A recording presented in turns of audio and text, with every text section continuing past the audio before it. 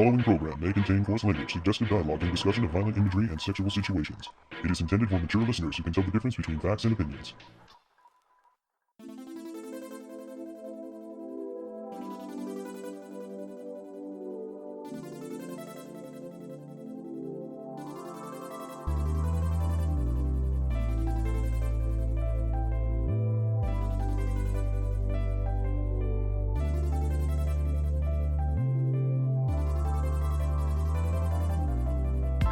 The committee will determine whether or not Lazarus can continue. On this episode of the Toonami Faithful Podcast, I am your host, Sketch, and with me I have... Very happy Kuro Kitty.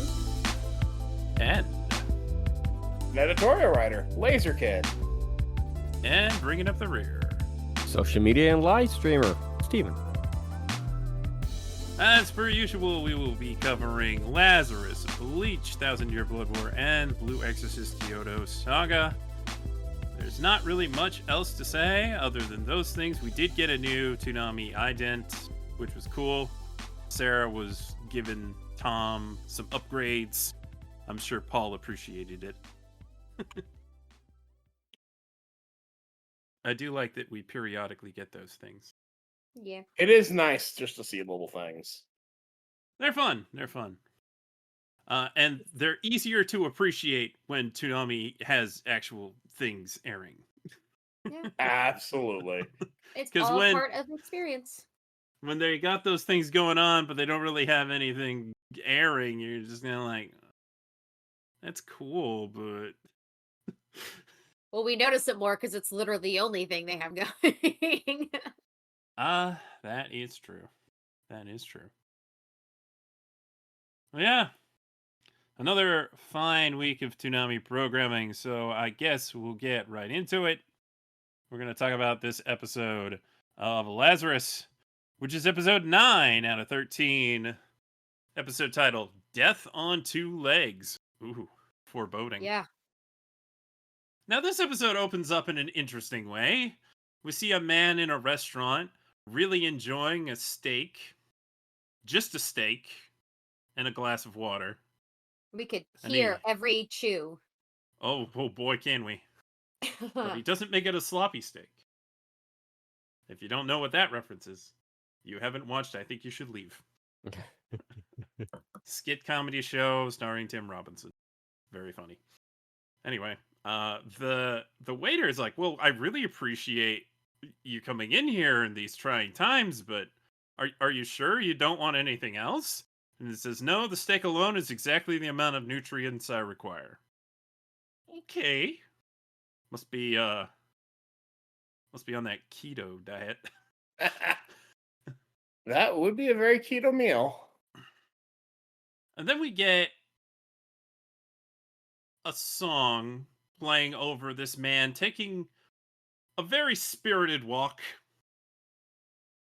And a whole lot of chaos plays out around him as he just casually walks forward. Yeah, that was Nobody nuts. notices him. That was Yeah. nuts. Yeah, nobody really notices him. He doesn't notice anything around him. People are dying. The cops are showing up. The one thing he does is kind of step around a body at a point. I'm like, what is going on here? That is a good question. Can nobody see him? What? So he's John Cena. Yeah. I don't know, but it was just another one of those moments that this show does. It's just like music, motion. It's interesting.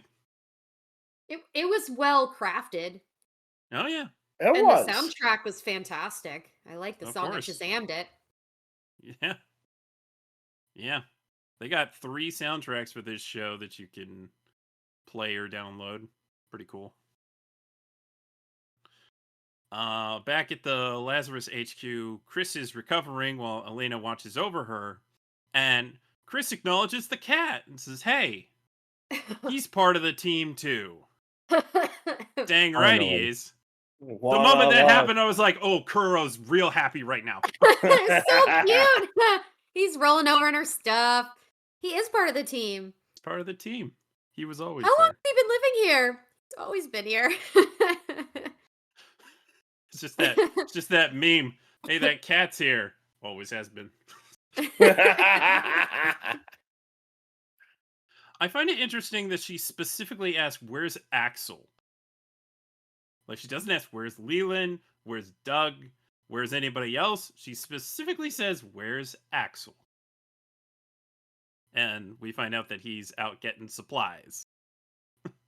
But he's also having a private conversation with Doug, kind of shooting around thoughts of, hey, what's going to happen once we do find Skinner? We're not officially part of the NSA. They could just get rid of us. Ooh. Yeah, I mean, foreboding, but they ain't wrong. No. So you might recall several episodes ago that Abel was concerned about this hearing coming up. And here's the hearing. Apparently, there's a hearing happening where a committee will be deciding whether or not Lazarus should continue. There's a lot of criticism about how they've been going about things. And fair. Lots of collateral damage. Not really anything to show for their efforts yet. And it almost feels like an audience surrogate being like, hey, what have they even been doing all this time? It does feel that way. Sounds like our podcast at times. Which is just, it's clever, but at the same time, you kind of like look at it like, are you really doing that? Because also, if they're not, then what's their backup plan? I remember watching that meeting thinking, like, what's the point of this? Do you have an alternative? Do you really have an alternative out there? 10 days left? Come on. They don't. Exactly. Well, they get called out on it too, which is amazing. Yes, they get called out on it. But first we get back to Lazarus HQ, and Chris picks up some clothes that the cats made home on, and realizes, oh yeah, that pill that was last seen in episode 2. Finally. Oh, God. Finally. What, you gonna bring up the flowers next? Jeez. The She power does give it- observance is not with this one. It's like, Yeah. I don't know what it is, but Yeah.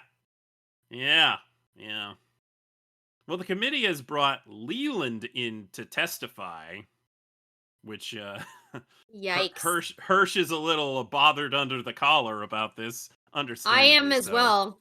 I am as well. I guess Leland has been spying on them the whole time. Question bit. mark? Doug certainly thinks so. He noticed Leland has more than one phone, but I mean, I like to think of it as quality assurance, really. yeah. Well, we later find out that if he is a mole, he has ties to Abel. Abel's friends with his dad, so he's not gonna turn. Probably, he's not gonna. He's not gonna betray the group to these government people that clearly have no better ideas. Though Sounds they like a little reasonably, they do reasonably suggest, hey, that whole oil rig situation could have caused an international incident. Mind you, it didn't. But Could have, didn't. and they ask Leland about various things like, what's Axel's whole deal? Does he break out of jail? He's like, yeah, he said so. It's kind of his hobby. And I love that. That's like the greatest way to explain that. some military guys are like, yes, I guess so.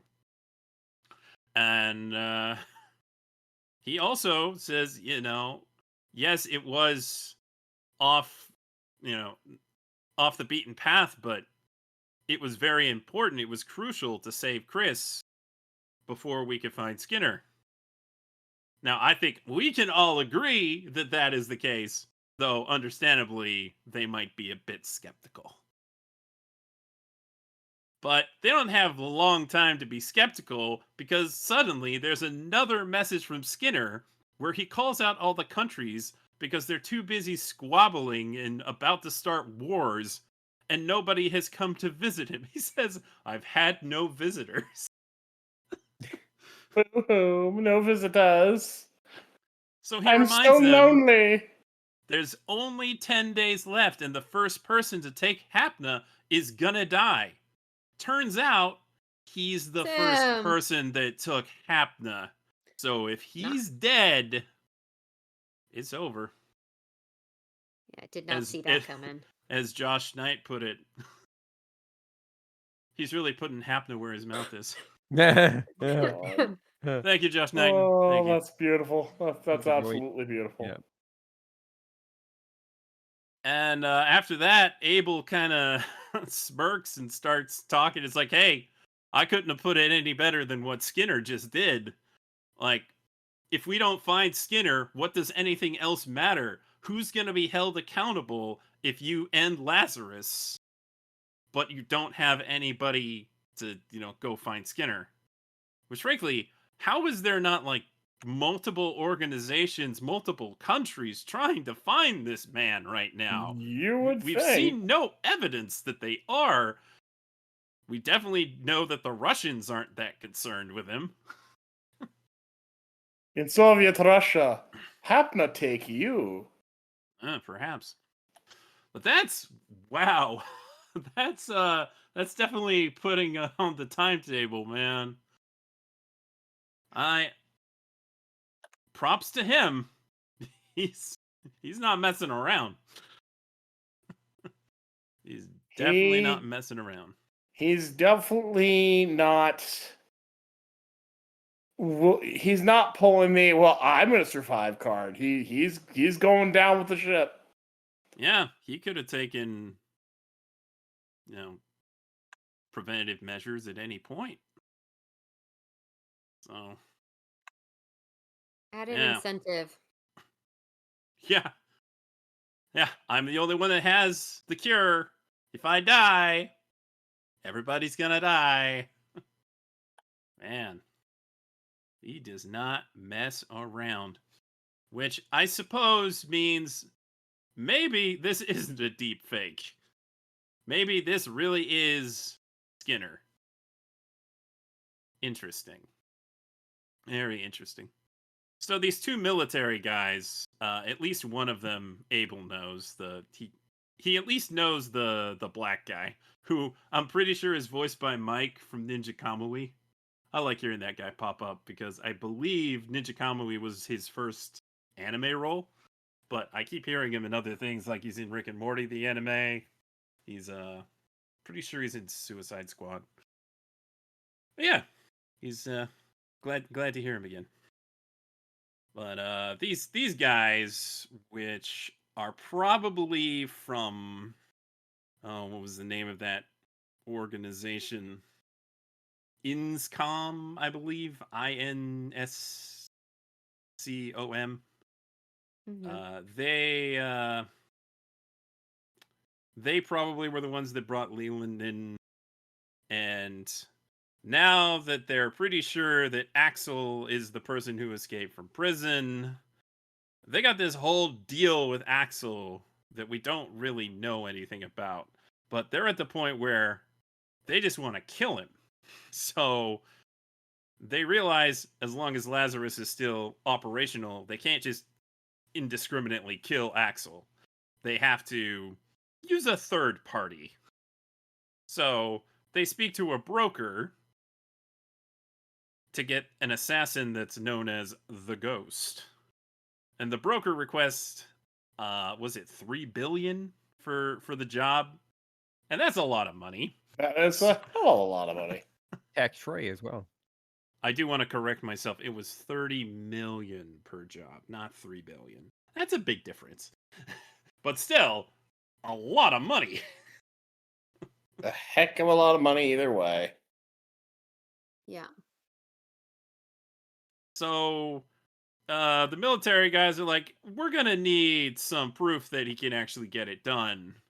we need like a demonstration, and they get one hell of a demonstration Yeah. in quite possibly the best action sequence in the show thus far. This lone assassin takes down a whole army of guys in one building, and it's very stylish, very cool, extremely well done. Very violent. Yes, extremely violent. It's reminding me of Ninja Mm. Kamui level It violence. was- Yeah, it was very gratuitous. Should have called him Spider-Man. I know, with all the strings and stuff. Should have called him the Spider. Ooh, that would have Ooh. been cool. It would have been cool. The Ghost. Well, you know, the military guys called him a ghost. He might not actually be called the Ghost. Maybe he is called the Spider. That would be more on brand. Maybe he's called psychopath because that's what he is. Yeah, yeah, right. So the INSCOM guys see all these soldiers dead, mangled, dismembered, and are like, "Okay, yeah, you got the job." My question to all of you is: the broker and the assassin are the same guy, right? Yeah, he just took his glasses off. Yeah. I don't think so. No. His Huh? face is different. The assassin had different hair. He had short hair. He spoke Chinese. He he had a different face. He had different eyes. It's not I thought at first it Hmm. was the same guy, and then I just rewatched it before jumping on, and I don't think he's the same guy. The other guy's a Oh. little more portly. The assassin is a Mm-hmm. little skinnier. He's got Mm. more angular facial features. So I'm gonna. I thought it was going to be the same guy, but upon rewatch, I am very confident there's distinct differences between them.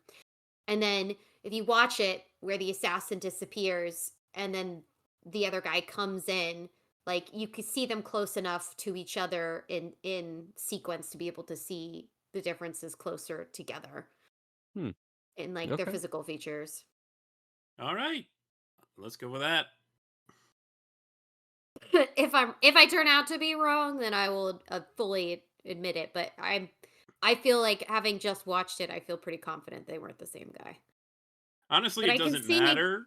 Yeah, it Other doesn't. other than it would be interesting if it was the same guy.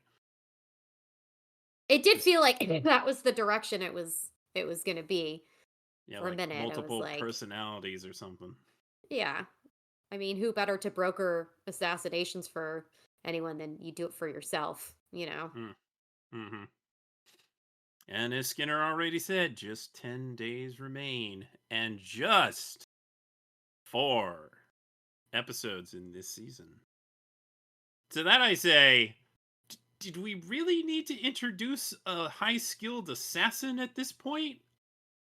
Just kind of feels unnecessary. Not that the sequence wasn't really cool. But like, also, what are they going to get?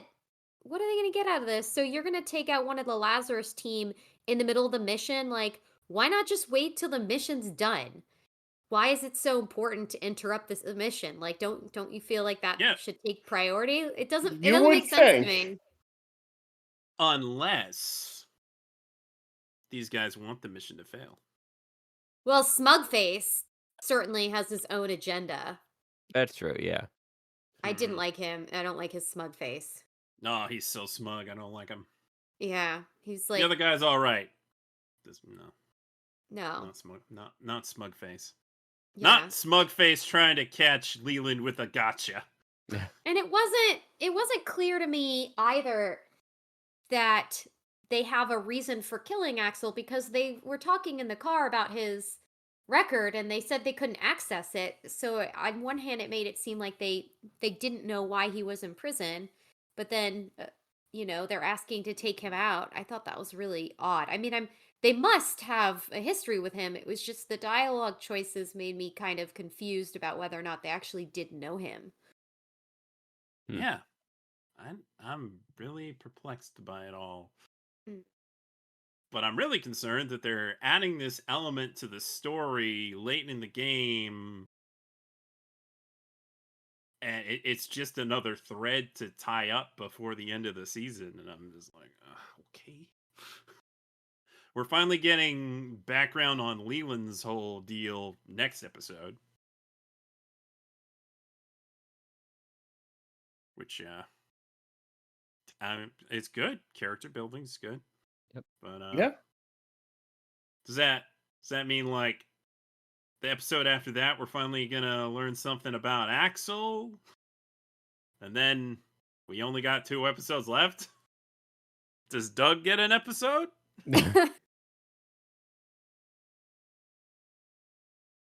I don't know. I have notes though. I finally prepared some notes for this in Blue Exorcist. Ooh, well, 'cause let's hear it, Steven. Because I found some things a bit strange. Okay, so the ghost, he seems like a antagonist for Axel alone because they're trying to show that Axel is movement based, right? He does all that parkour stuff and everything. This guy is the antithesis of him, right? He's the opposite. Well, he does everything he does. They want him like. I assume what they're gonna do is the last 2 episodes he's gonna find them and they're gonna fight, and it's like they probably have some type of connection or a past. He's basically, if you can say that, it's Cowboy Bebop, and you have Spike, and you have Vicious, and it's like something's going along that route. That's what I feel right now. Don't know if that's 100% true, but it feels like they want to take him out for some reason. That, like you guys said, it's not totally clear why, because technically he's like not the head of the group, but he's something special that they need that no one says why. Interesting, we're getting the next episode with Leland and not anything with Axel. So they're saving it to the end. You got 10 days left, and Skinner will be the first one to die. That I don't know how I feel about that one. That's like a cop-out situation if they're going to do that way. Because he'll die in some stupid way, but he'll have it backed up somewhere else on some computer that they like saved. If he becomes the only one that dies of this situation, that would be interesting, but just a weird way to go. And then the other note that I had was, are those chairs comfortable in that meeting room? Because those things look like the most uncomfortable sci-fi chairs that anyone would ever sit in. And it's like, why would you sit in something like that in a meeting room? There's leather chairs, they're on wheels, they're everything, but these things look like they were taken out of Cyberpunk 2077, and these things look hard as as anything. They don't move. What are you going to do? Plug your phone into it and like download stuff to it? I mean, it has no use for purpose. There's no video screens on it. There's no type of, AI anything or virtual reality. It's like, what? They got speakers on the top of the, the headrest? Those headrests go up about like 3 feet above anyone's head at there. Sitting at the In the conference. future, all Focus. chairs are uncomfortable. It looks like trash. And it's like, they spent money on that. Have you ever seen a C-SPAN recording of a committee meeting? Oh, A God. Yes, I have. congressional committee meeting? Yeah. It's on purpose to keep everybody alert and focused. You don't want anyone comfortable. You want them paying attention. So that's how it is in my experience from being on the Hill during Okay. my days doing that job. The chairs are uncomfortable on purpose. keep everybody focused. So, when it comes to like military committee meetings, it wouldn't shock me at all that is the same philosophy that they, because this is presumably a branch of the NSA or other combination of government peoples in this council. So that they would do the same, keep everybody uncomfortable so they stay alert. And then one final note, the restaurant that he went to, Peter Luger's Steakhouse, they mentioned that. I'm like, are you paying him for that mention of Peter Luger's Steakhouse as one kind of one of the top tier best steakhouses in the country, I would say, in New York City. It's in Babylonia City, I guess, because it's located. So they have a branch there. Weird to kind of put that out there that it's actually that, and they titled it too, and then they had the sign out front saying that. So I do wonder if any of the staff ever Ah, went to one of them. It's a nice maybe detail. so. It's a nice detail. Yet another very specific cultural reference. Yeah. That's interesting. Kuro brings up the comparison to an actual C-SPAN committee meeting. Like, yeah, it's exactly one of those. That's exactly what it felt like when I was watching it. You know, if you ever watch a congressional committee meeting, it is the same concept where it feels like it's very urgent and they have the ability to take everything away and change it. But the fact is that these things are very slow moving and you don't go in there with any kind of plan or any plan to get out of that. So essentially it's pointless and useless except for the Always people gotta later watch on, the YouTube the super public. cuts. Yeah, so they all went in there. I mean, they have to be accountable. They have to give an update about what is happening with this team because they're using up government resources. But it just made me laugh because I was like, it makes you angry. You're like, why are you wasting time with this? But at the same time, it's like, yeah, they have to be held accountable. They have to give reports. Except that, you know, if they have bad reports, what's the consequence? Well, there really isn't one because there's no backup plan. So for us, This the could have audience, been an like, email. yeah, we, the audience, are like, well, we want them to survive, but then objectively, you're like, oh yeah, I guess this was all very pointless. I kind of see why they would want it, but there's nothing you can do either way. Could have definitely been an email. Very dark energy though. Very dark episode. And I don't mean like the death part. I mean showing these different facets of humanity behaving in a way that's not cooperative, that's not geared towards a common goal. And I just keep thinking back to Skinner and him coming out, you know, his message of saying like nobody's come, you know, you haven't made any efforts and you know, all they're doing is fighting amongst each other. All they're doing is arguing. They're not actually making any strides or putting any effort into finding alternative solutions that they're publicly talking about or even privately talking about. They're busy squabbling and hiring assassins and doing all this stuff. And killing each other and sacrificing for a silly test so they can determine if like all it's all just so dark. Like on the brink of humanity dying, this is how we behave, really? Is there nothing redeeming here? You know, I mean we see pockets of like the friendship obviously amongst Dystopian. Lazarus. Yeah, they have this bond now, which is great, and you see that in the way that the four of them at least are behaving with each other, but it's really sad because it's like, yeah, we do have 10 days. What are you all doing to make the world a better place? And I also, hearing Skinner talk again, it got me thinking a little bit that, you know, this isn't that he has set out some kind of path to people finding him because he wants people to see something when they find like he wants the journey to finding him to send a message as well. I don't think it's just about, hey, come get me, I'll give you the cure. I think the path to finding him, all these different things that they're seeing along the way, the buried cities, the creepy AI, you know, the corrupt people selling futures and stock share, like all these different things. He's trying to show people, expose all these things and show like the good and the bad and just give them a sense of like, all right, you've seen all these things and now you've found me, and maybe give them a choice when they find him. I'm just developing this theory across of this episode, maybe that's what it'll come to, that you know that journey is really critical to what the decision will be when they find him, if they're given one, if they have the opportunity to make one. Sounds like the Riddler. But I don't think he's that dark. I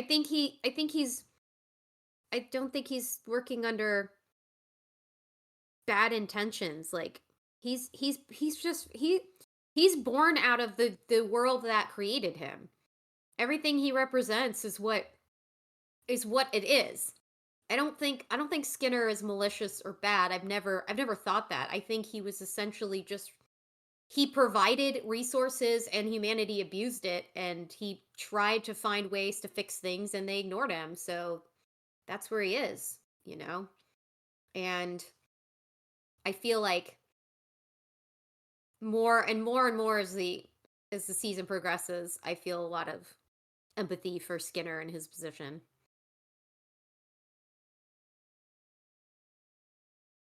Because people suck. That's true, Kuro. It's true. It is true. It's true. Laser, any additional thoughts? I liked the hearing because it did show a lot of the just the backstabbing going on, the whole dragging her feet. And I think with Skinner, what we're seeing, I'm more convinced now than ever. A, this is real. B, this is an idealist gone to the dark side of, my idealism is not matching the world, therefore the world must die. This is the worst kind of villain you can deal with. Someone who thinks that they're the good guy. Mm-hmm.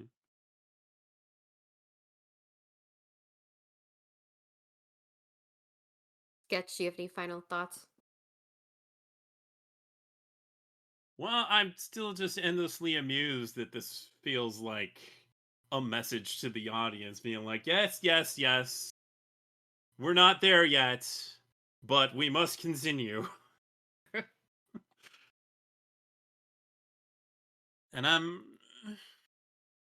not sure if I like this introduction of this assassin character. Yeah, I have to agree with you. It does seem like it could be an issue. But I guess we'll see where it goes.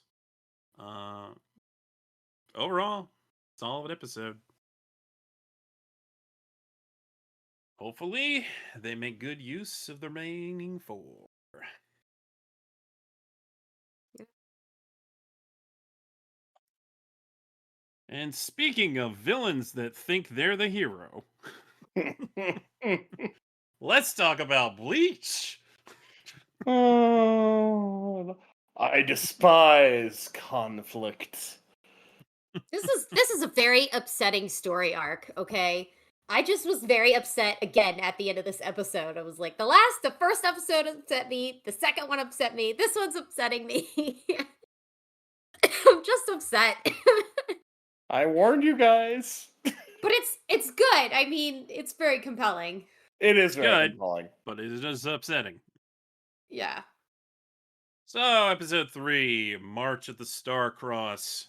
And I must say, in my previous recap, I get an F for pronunciations. Did you get But corrected? I hope to do better.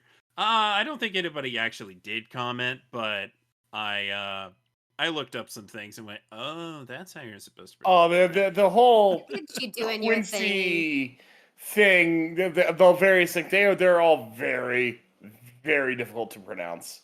Because you don't hear his name at first. Yuhabahahahaha. Yeah. I'm I just only gonna think know of it as because a I've laugh seen from it. now on, like a One Piece laugh. Yuhabaha. It's an evil laugh. And you have to say it just It like is a that. One Piece laugh. You're right. Yuhabaha. Oh god, You ain't no Soul King. You ain't Brook. well, that is ironic as hell that you say that. I know, right? Brooke. So Ichigo confronts the stern Ritter Jay Kilgay, who I referred to as Quilge in the previous. He but it's seems like a Quelch. Kilgay. Yeah, he is sir not long for this world, so whatever. It's okay. I read his name as Quilgy. So at least you're cool. neither of us are right. Not Yeah. exactly a long-lasting bad guy. I should have realized that it wouldn't be it would be But anyway, shout out to Xander Mobus. I didn't mention his name in the previous episode. His performance of Kilgay is delightful. It's amazing. It's truly, truly fantastic. Wonderful job, Xander. Wonderful job. The character's kind of not that important, but that voice work form is perfect. He leaves an impression. He does. To be sure. So Ichigo confronts Kilgay while Orihime tends to the wounded and protects Nell. And Kilgay declares Ichigo is a special level threat that is a high priority target. As various Quincy's gang up on Ichigo, and Kilgay unleashes his arrow. Meanwhile, in Soul Society, head Captain Yamamoto tells them to prepare for war immediately, because even though they reported it will be in 5 days, anyone that would attack indiscriminately, as they already have, you can't trust them to keep the same timetable. And he does not intend to let them catch them unawares ever again. I love Captain Yamamoto so much. Good plan, Yamamoto. Good plan.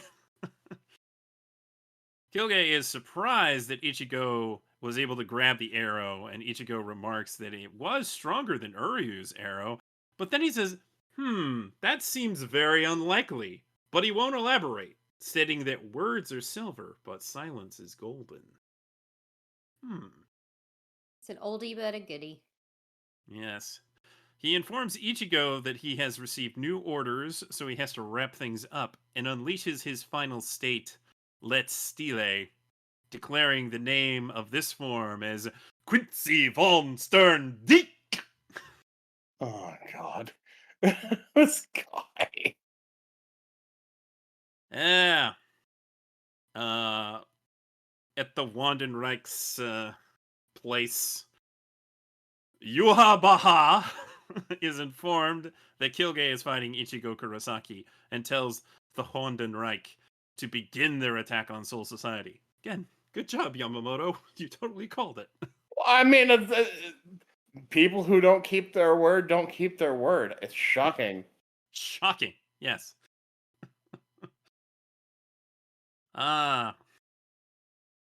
Kilgay explains that the difference between the fragile, unstable technique Uryu uses that was abandoned 200 years ago, which only someone like Soken Ishida will continue using because he doesn't believe in research and evolution.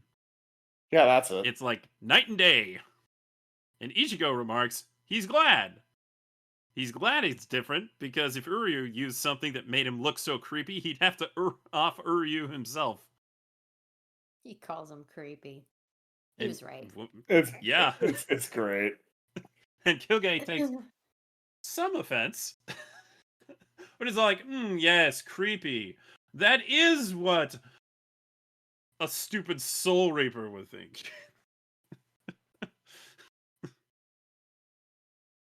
So they fight, and Ichigo doesn't seem to be able to find a weak spot, but suddenly a creature breaks through Kilgay's defenses. Tresbestia has combined their left arms to create a beast named Ion, which Kilgay thinks very You've seen little this before. This like was 3 weeks ago. Well, we saw this back in fake Karakura Town. Yes. For me, that was 3 weeks ago. I see. Yes. I just watched that arc. I didn't realize this wasn't a new thing.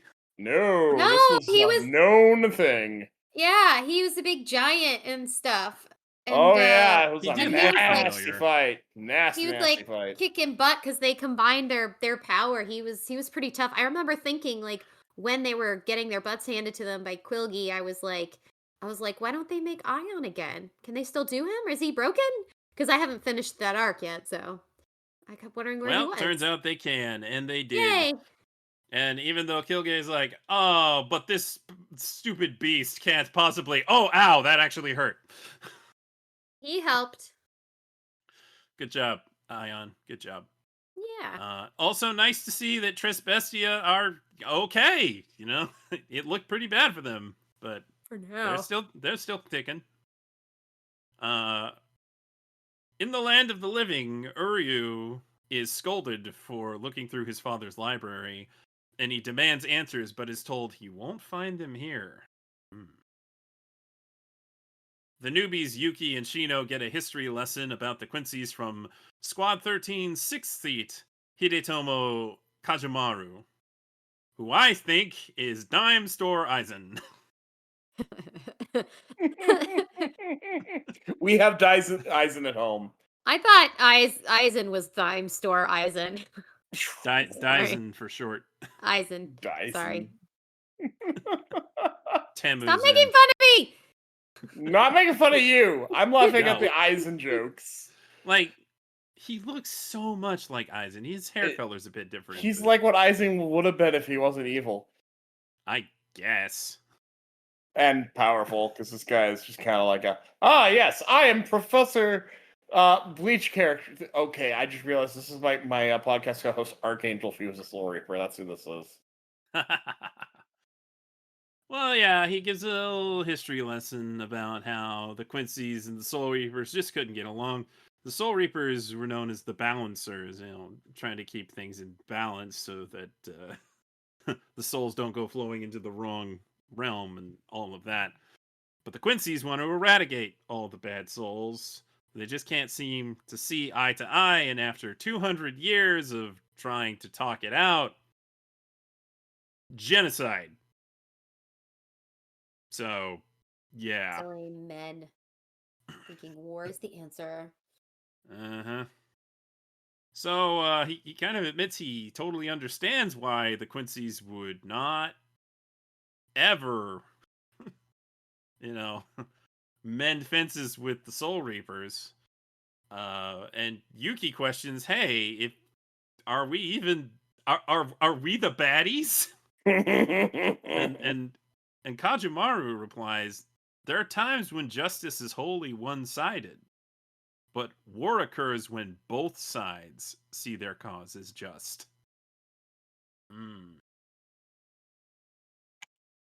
So apparently up till now, Uryu didn't know anything about the Wandenreich, but now he's read a book that he found in his father's office. And it tells him all about the Wandenreich. And his father scolds him again because, hey, you know, I told you to stay out of the library. Now you're in my office. One more thing, young man, I swear. Like he tells him not to do these things, but just kind of lets him do it. But Wait, they get that into was an his father? argument. Yeah. Yeah, it's his father.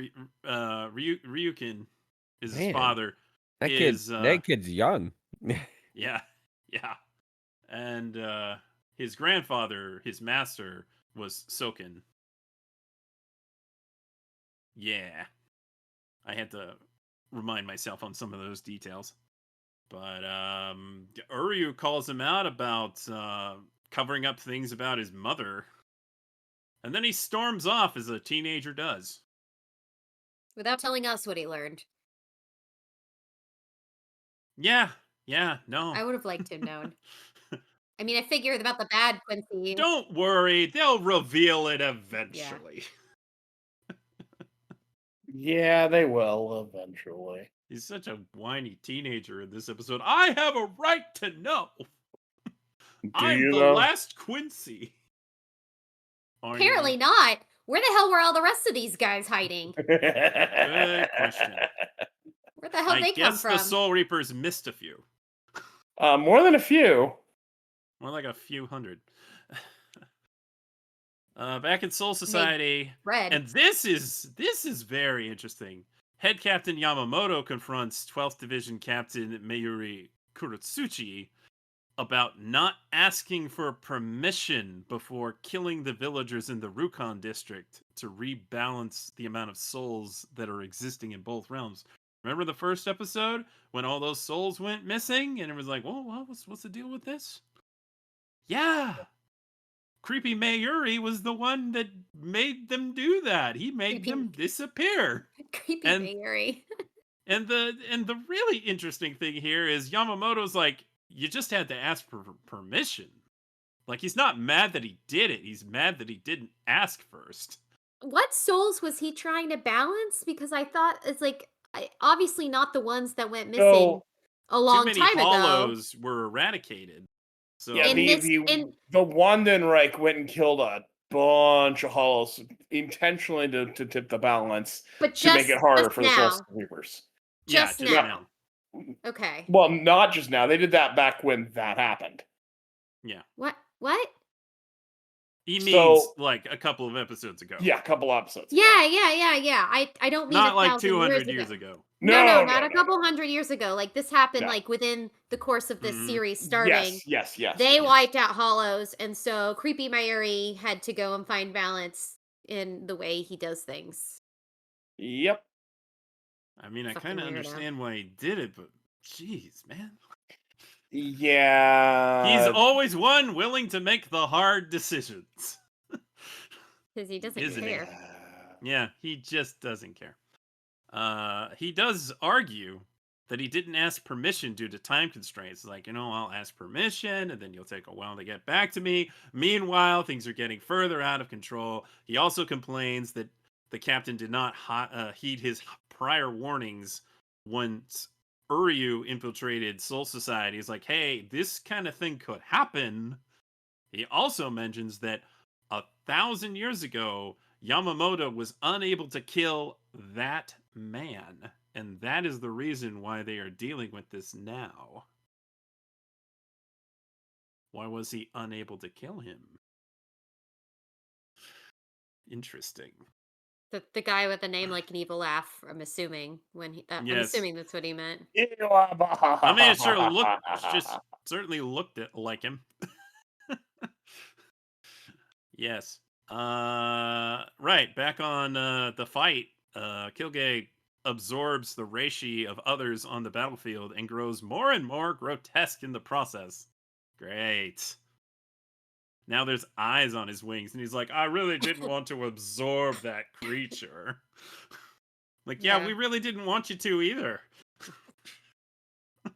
Gross. Very disturbing. Very.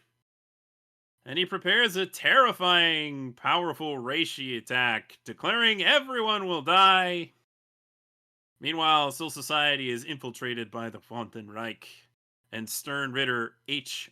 Baz B critically wounds Squad 3 Lieutenant Izuru Kira, and then kills 3 other Soul Reapers. And, yeah, we're off and running. I warned y'all. There's, they might be able to heal him, but geez, he might just die. I always remember that Kira, he's the guy that has the weird weapon that gets heavy. Yep, that's him. Interesting fellow. Yeah, it always trips me up that he has a hairstyle so much like River in IGPX. Oh god, he does.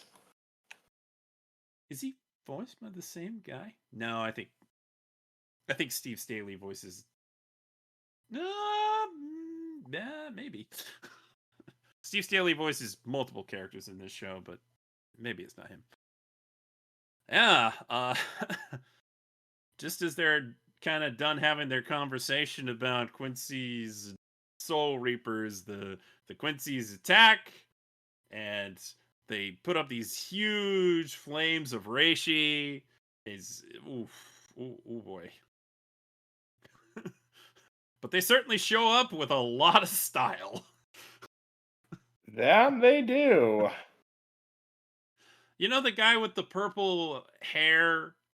He looks so much like that one guy on Cromartie High School. Oh my god. He kind of does. Yeah. So, other than various feelings of being upset, Kuro, what you think of this episode? I like the lore though. I mean, it's good lore. They're digging into some deep shit. Like this war, obviously there's more to come. There's more about what it went down besides the slaughter of the Quincy's because there were survivors, and why uh Urio's father is reluctant to discuss it and be involved, and why he took a different path from the other Quincy's, why he's trying to protect his son, what the secret is about his mom. I just love all that. I love all the teasing of all the dangling threads they're throwing out there just to keep you hooked. I mean, it's better than just having Quilgy being evil and scary and not, and undefeatable, which was it's interesting that they give you enough story threads to have you hooked. So like I'm completely interested in learning what we don't know and how Urio's gonna manage all of this. I feel like this isn't just gonna be Ichigo's hero saga. This is gonna be about his friend and his place in all of this. So I'm very curious. I just also really want to see like Quilgy get something chopped off. I really All the want this to things. end. He has so Yeah. many he has so Appendages. many appendages. Yeah. Let's chop a whole bunch of Let's them get off. rid of a few. He doesn't need all of them. You don't need them all. He doesn't need 4 wings. Come on. Yeah, Who I needs do. 4 wings? The one thing that I don't remember, like I have to go back and look up in my little like Bleachopedia what the whole thing about the reishi is, because he was just sucking everything dry, and I was like, how the hell are you doing that? You can't just replenish from the middle of battle. Like that seems like it's cheating. It So does. He like absorbs the energy around him, and that can steal energy from other people, I guess. Yeah, but like that can't just be a blind power. I mean, you can't just do it, or else you'd be, unstoppable, and that's clearly impossible. It's a Quincy thing, I believe. Yeah, but like It there has to is. be some some feature to it that I'm missing, because Probably. it can't otherwise. Like that would, how they lost the war, so they must have not been completely undefeatable.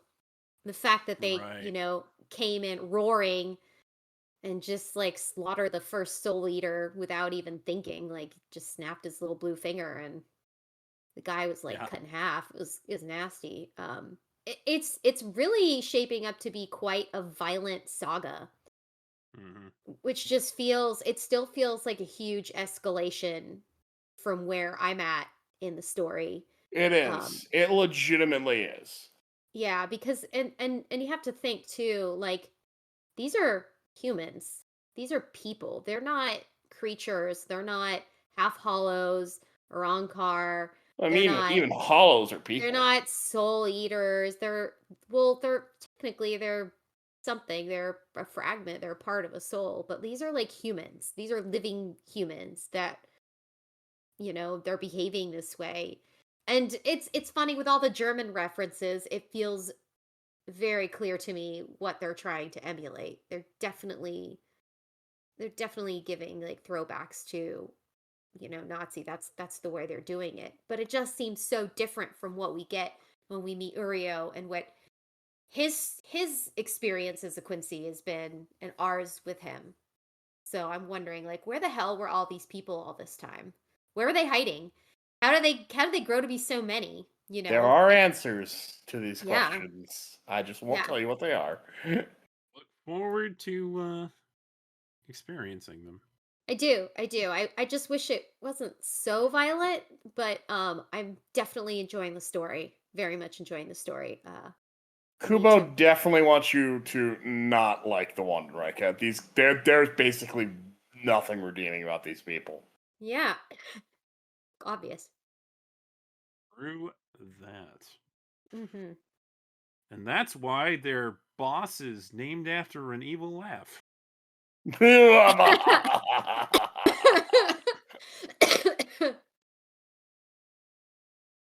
Yeah. Right.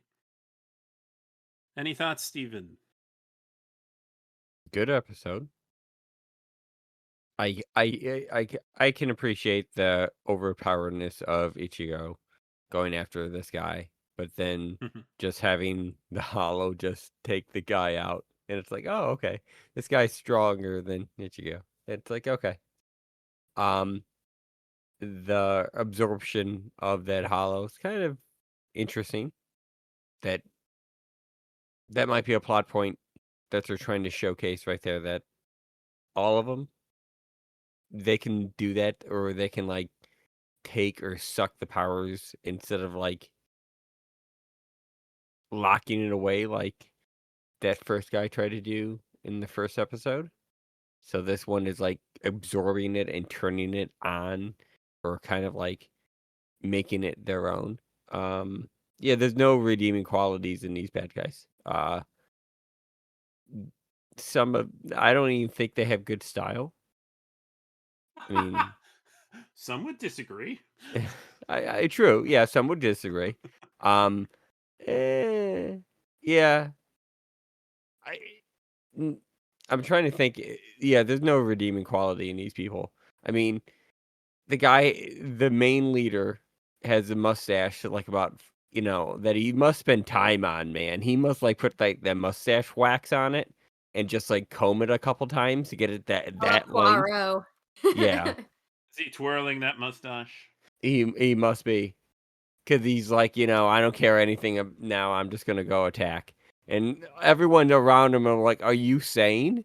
Are you really thinking this out? That, this guy's attacking, one of your generals. He goes, okay, yeah, don't worry about him. Let's go out and, attack the whole place now. It's like, okay. He's not all there. And he might think he is. That guy, I don't know about anything else, but man, he doesn't have any marbles left in his head, and if they did, they're cracked. So, He's definitely correct.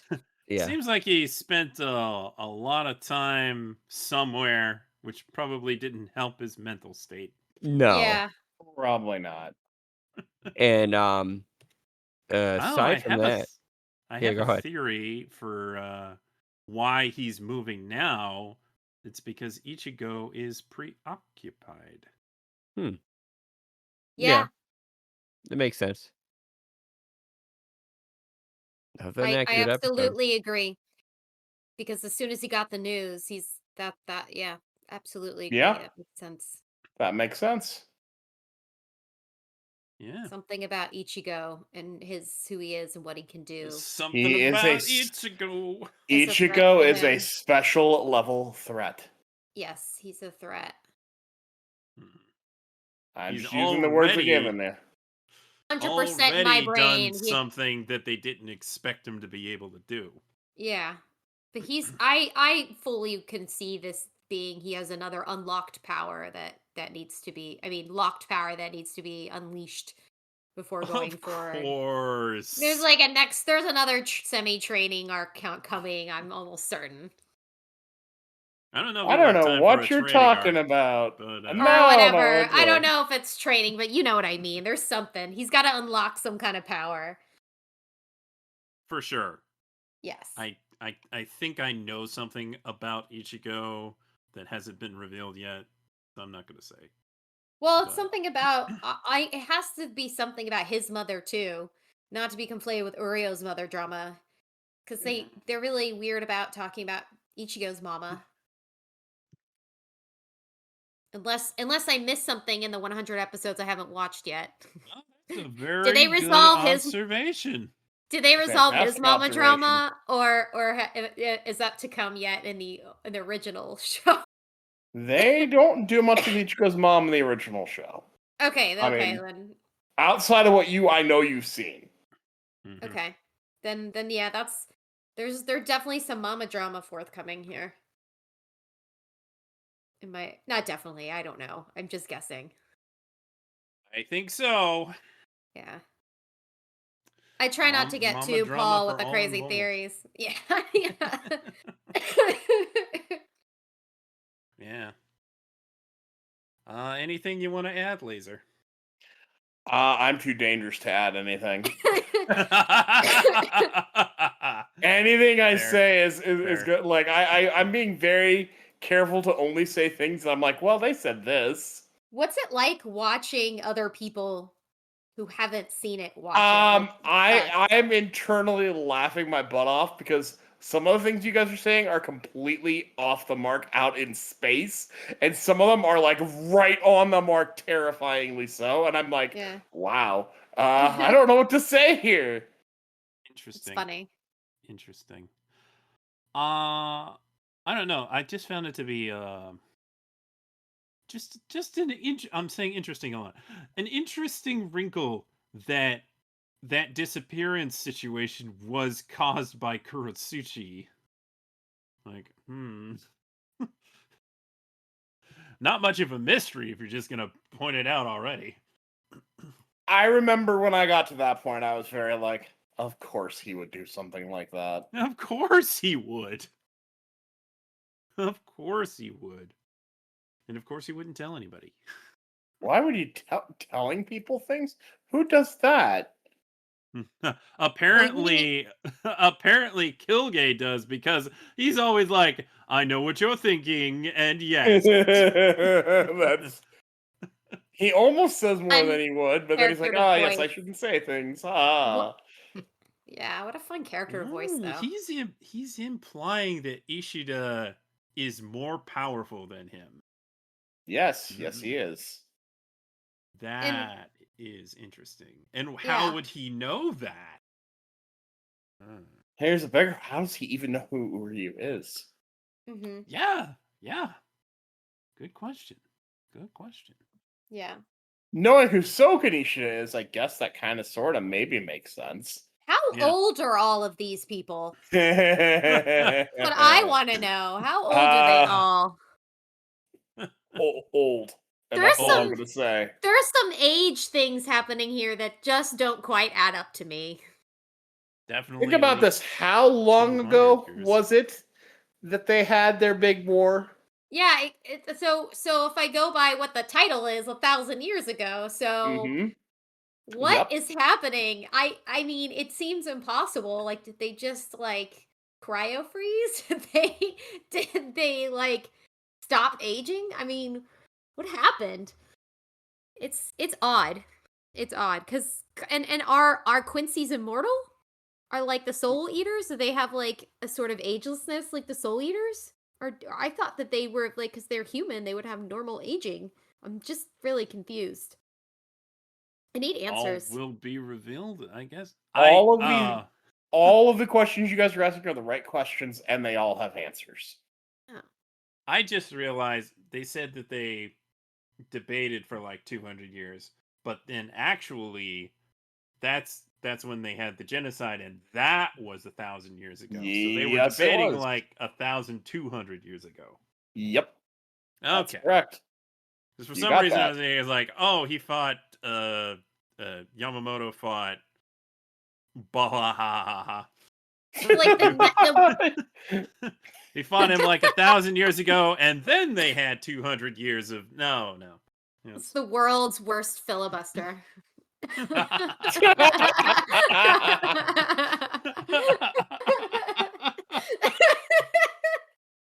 Sorry.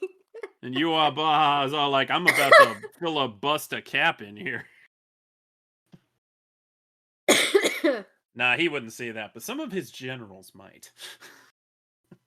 He wouldn't even say it. He would just do it. That's true. Like, he's more of a doer, less of a sayer. Yeah, he'd flick his finger and somebody's arm gets chopped off. He kills a guy without saying why. Really, no job security in the Nope, I would not work in the London rank. That is incredibly bad job security. Nope. Yeah. Well, I think that'll do it for Bleach, and this was a fairly meaty episode of Blue Exorcist, so let's get into it, Kuro. Yeah. So we left off with a bonding moment between a drunk Rin and Renzo Shima. And the next morning, Ryuji's night is a blank because he also got a taste of the beer, and he very quickly realizes, because he's a smart boy, that he got the wrong drink. Rin is also giving hangover vibes and falling asleep, and I really related to that. That was my Saturday morning. Shima sits down, and he's acting cool with him, and Konokomaru is pretty confused by seeing them together. Enter Kinzo and Juzo, the older Shima brothers, with a big flying kick, and they all have a little breakfast together. Everybody's getting along at this point. And in case you're wondering, they don't know anything about Rin's Blue Flames. I'm just pointing that out because they all seem really cool with him, and I thought that's important to know. Just throwing that out there. Anyway, Konokomaru catches up with Renzo, and he's like, why are you acting like it's no big deal? And he laughs, and he's like, because it isn't a big deal. I mean, whatever he is, he's still a good guy, and you know he's a good guy. And kind of just leaves Konokomaru thoughtful in that. Rin, meanwhile, decides to ask for candles to continue his flame control training, which is great. So we learn that there is a meeting of the whole sect, the Miyota sect, and Ryuji stands outside, still resentful and angry. His father isn't there and has no intention of coming.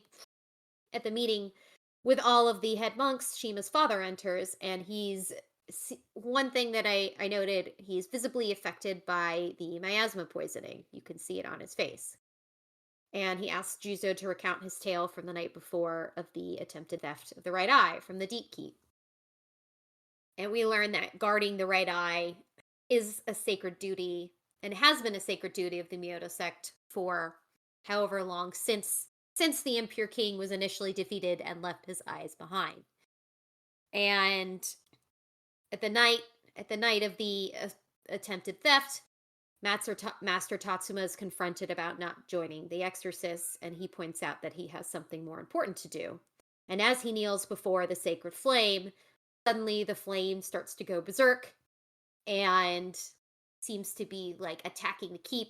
So Suguro warns, he sends the other monks away and begins chanting frantically. Mamushi attempts to stay, and Juzo knocks her out to stop her, and they watch as the seal over the right eye melts. So back in the present, at the meeting, Yaozo, who is Shima's father and who's running the meeting, he announces that they are seeking a traitor. And someone points out that both Juzo and Mamushi were students of Todo. Todo, our bad guy Todo, who's, absorbed the left eye. And because they had him as an instructor, they have fallen under suspicion, and accusations fly. Mamushi, in order to deflect attention from herself, accuses Tatsuma and says that the chant she heard him reciting was one she had never heard before. Konokomaru pipes up and defends vehemently his master, but the accusations continue to fly. So Yaozo resolves that he will address the master directly later and ends the meeting. Later, the two boys, Ryuji and Konokomaru, are sitting alone, and Konokomaru tries to implore Ryuji, how could anyone think that about your father? He still feels fiercely loyal to him, but Ryuji's like, of course they would think him, because he's letting his own resentment for his father get in the way of his common sense. No family loyalty. Meanwhile, Shimi and Izumo are in the healing room, and Shimi's just making a mess of everything. So a monk sends her away into the garden, and she muses how useless she is. And we learn that she still is not able to bring Ni back since Amaimon attacked them in the forest in the previous arc. And she's reminiscing about Ren and their friendship when Izumo comes out to see what's going on. And she confesses that she feels useless and doesn't know how to take an active role in protecting others, confiding in her. And Izumo then compares her to a weed. She says she's strong and resilient like a weed. And Shimi takes that as praise and vows to live up to that level of strength. It's a very cute scene, actually. It's good to see Izumo. Izumo casually being nice. Yeah, she is. good to see her growing into that role too. In the meantime, Rin is on the roof, struggling to control his flames, and nearly sets the roof on fire. As he walks away in frustration, he manages to accidentally light the candle perfectly. And Shura muses that she can't really tell if he's improving or not. As Rin is cooling off by the water pump, he overhears Konokomaru praying to his family's ancestors and interrupts him. Konokomaru attempts to run away, but Rin won't let him.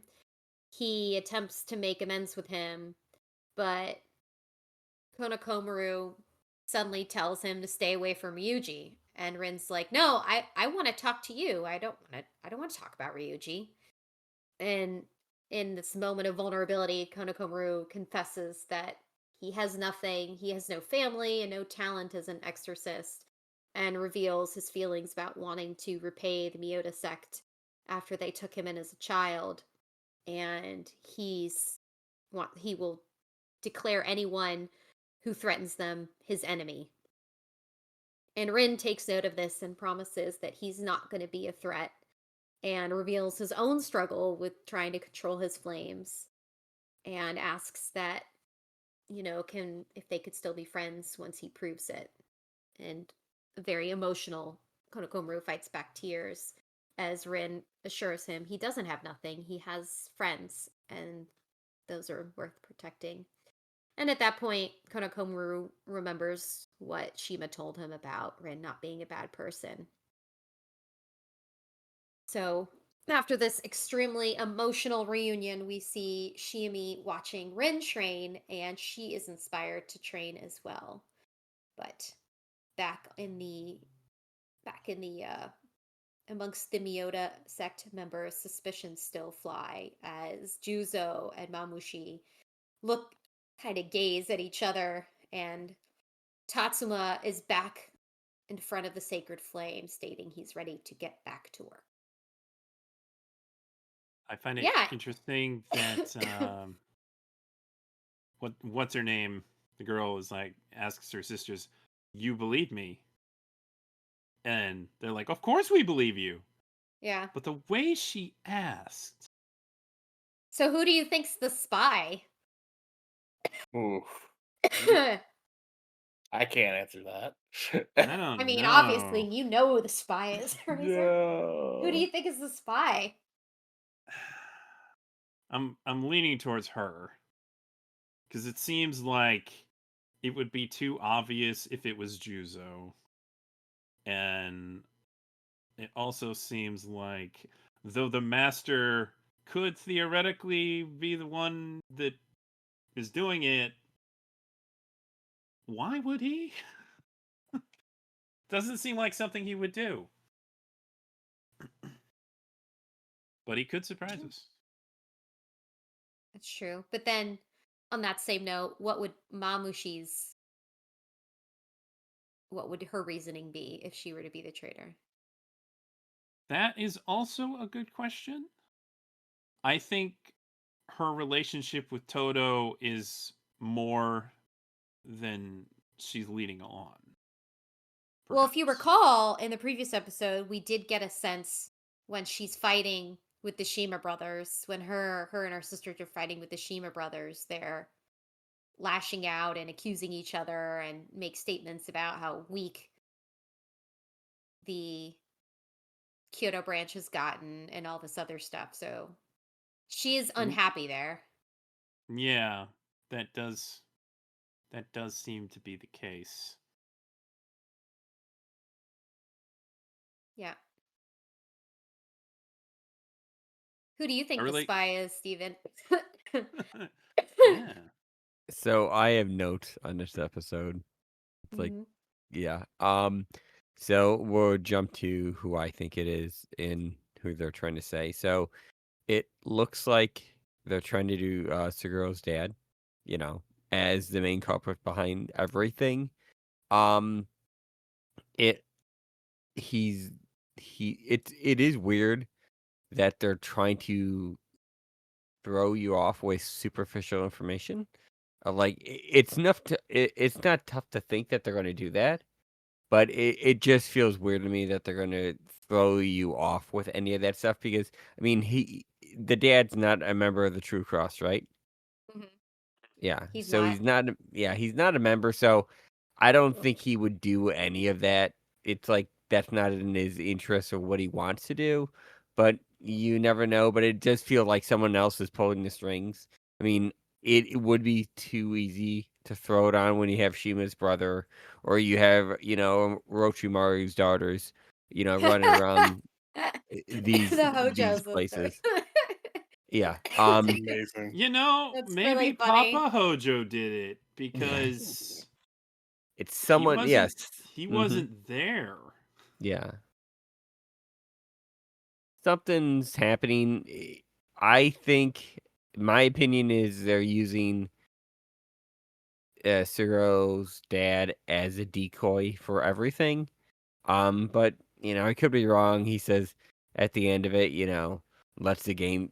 What did he say? He said something time for the real thing to start or something. Yeah. So it's like they're throwing it out there or they're Time to get back throwing to work. something.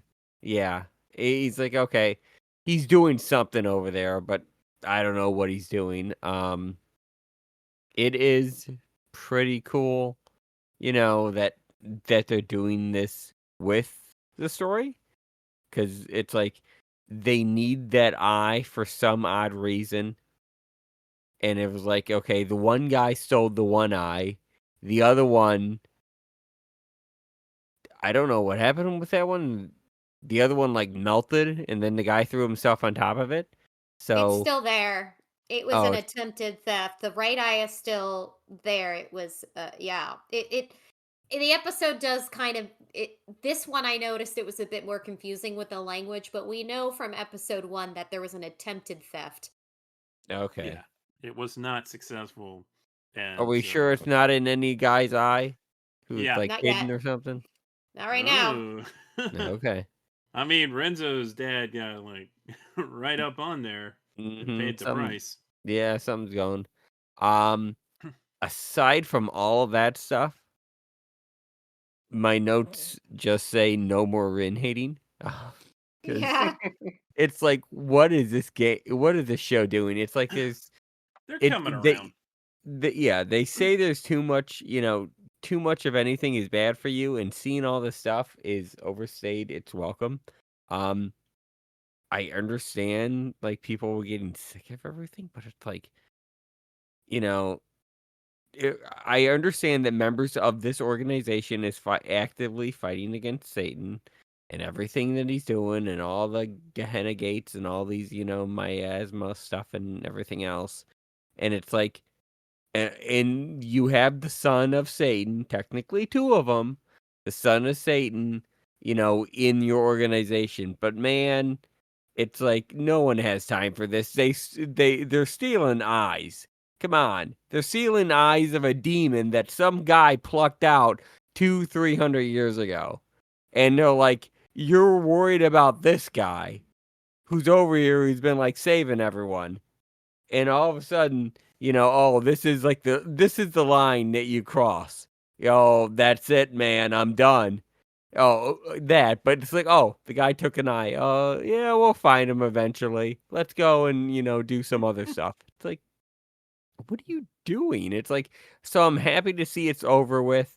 Um, I it, think Ryuji's the only one left that is y- probably still holding a grudge. yeah, and He's I very get, preoccupied with his own problems right now. yeah. So, Shiemi's an interesting case because she's not necessarily afraid of Rin. It seems like she's most upset that he was just keeping it a secret from her.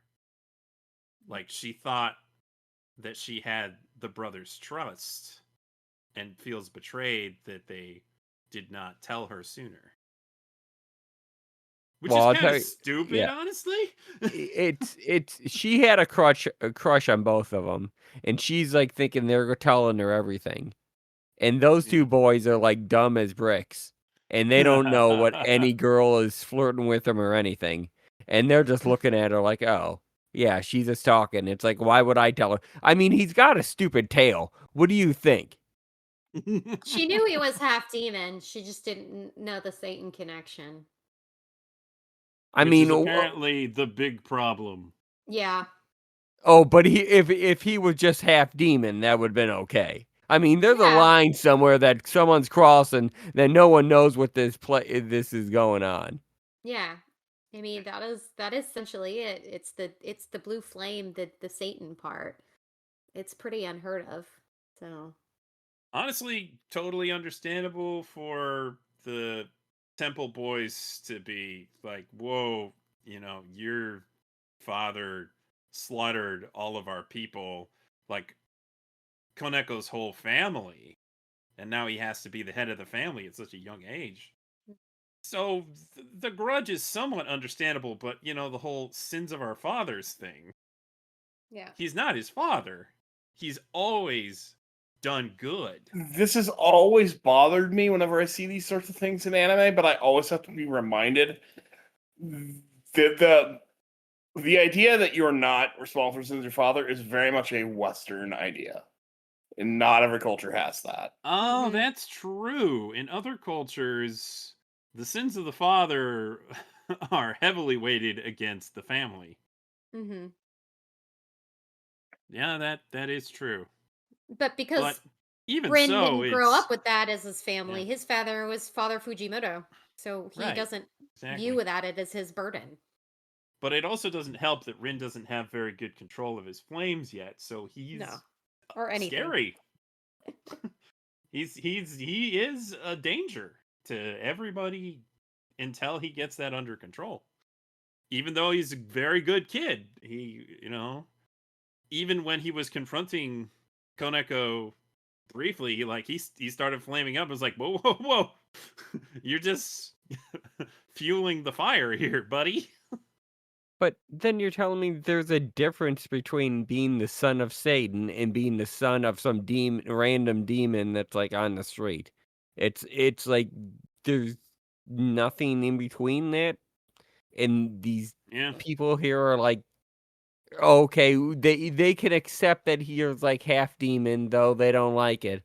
But man, he's the son of Satan, and like I don't know. Maybe that's like the season 1 thing getting to me, that they all, you know, were happy and they figured it out sooner than this season 2, where it takes it all back and it's like, oh, there's I don't know. I think It's a it's lot like more natural because Konokomaru is reacting out of fear.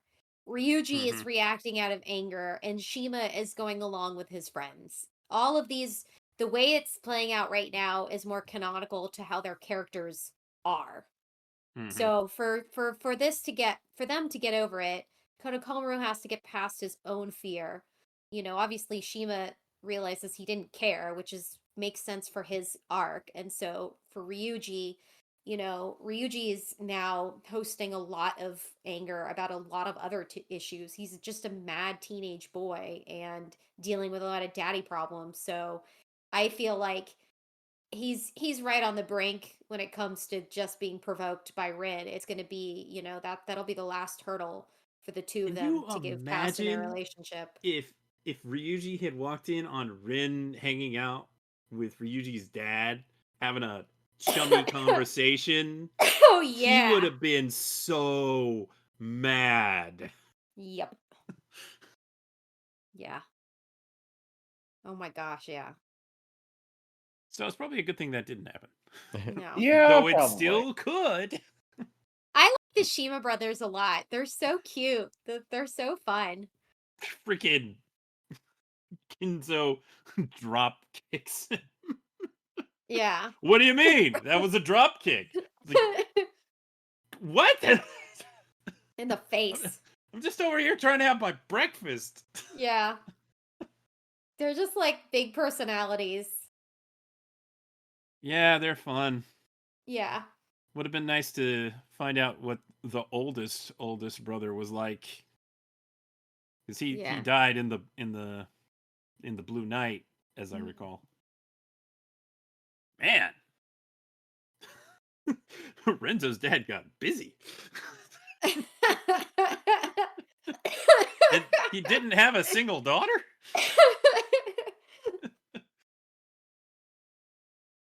Yeah, I guess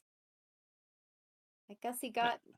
I'm seeing Jeff in the chat is bringing up the possibility that maybe it's the middle daughter or one of the other daughters who's the traitor. Like, yeah, there's all the focus on the eldest daughter, but who better to be, pulling this off unbeknownst to everybody and also having a pretty solid alibi than one of the younger daughters who looks very much up to their older sister and doesn't want the older sister to, get in trouble.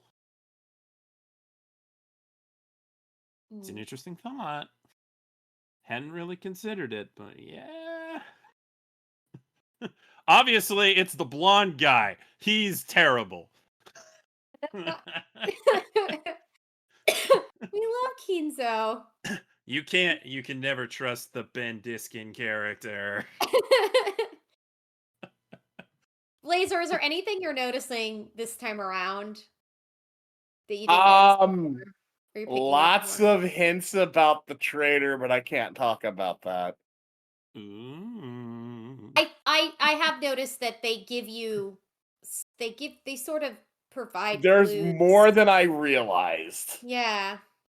It's Yeah, like been a there's minute since I've watched this. I did at first. I was watching to see like if you could tell, and I was like, well, you can't tell, but they give you, they set up for you to be able to see how they got there early. Yeah, it's one of those ahead of time you're never gonna see it coming, but if you No. know, it's like, oh, I see the dots happening, but only because I know. If I didn't, I Yeah. wouldn't see it. But it does make sense. So I love when that happens, actually. Well, I mean, when I watched it, I clocked the traitor the first time because I was just like, I just had vibes. I don't know. I definitely, and I'm not saying this to brag, I had vibes. And then I made the connection by episode 5. I was able to like see, oh, okay, if I go back, these are the things that I noticed. But yeah, that for sure. I also think, picking up about how Rin's relationships repair and how it matches with the personalities of the people that of those friendships. I picked up that this time around that I wasn't really. I was like I was in the Steven frame of mind the first time I watched it. I was like, I'm ready for them to be friends again. I hate that they're not. I'm angry. I was angry about it. But now that I know how it goes, I'm like being more patient with it, and I'm appreciating how like each friendship resolves itself more according to what the personality of that character is. It's an understandable frustration though, because we know that Ren's a good guy, and it is frustrating that why don't they know that? Why are they judging him for something he has no control over? Mm-hmm. It does kind of suck. Sure. So I can totally see where Steven's coming from. Yeah. And Yeah.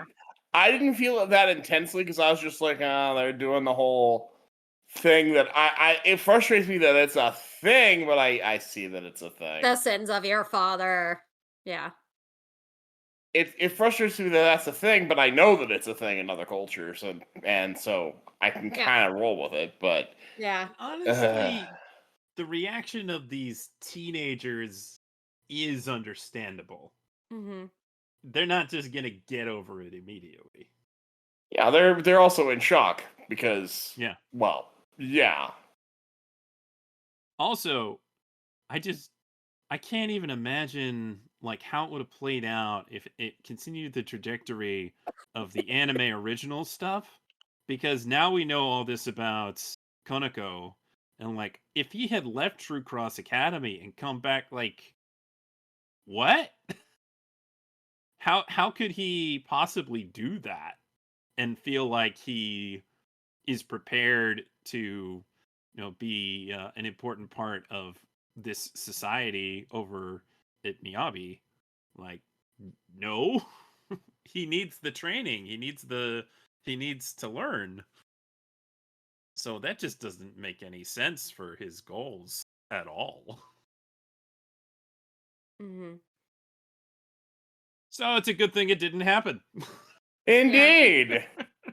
And And we didn't even they didn't even touch on the other arc about Shiami losing her ability to summon Ni. Yeah, that is. She I think it's her probably opening just a song- performance anxiety thing. I guess we'll see.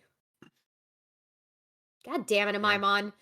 Evil Hamtaro strikes again. That was so upsetting when the paper got torn. No. Yeah, it's a little thing, but is a little thing. You know? I mean, we see in the opening she's got powers, so I'm not too worried. Oh, But she got powers. She's very strong.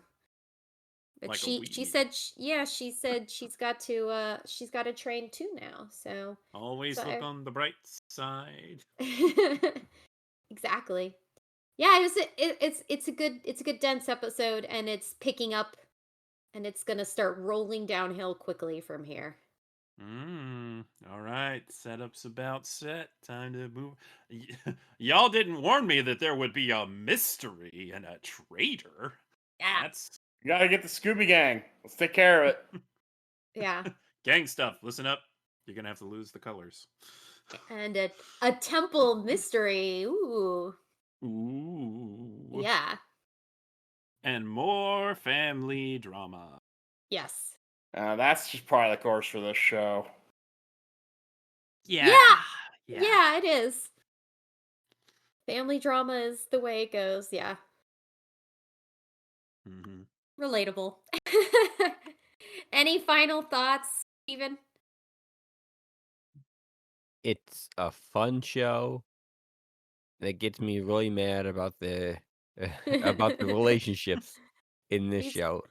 You over stupid it. teenagers, just get along already. Just get along. Come on. Come on, grow up already, you darn kids. And I would have gotten away with it if it weren't for you and these meddling kids.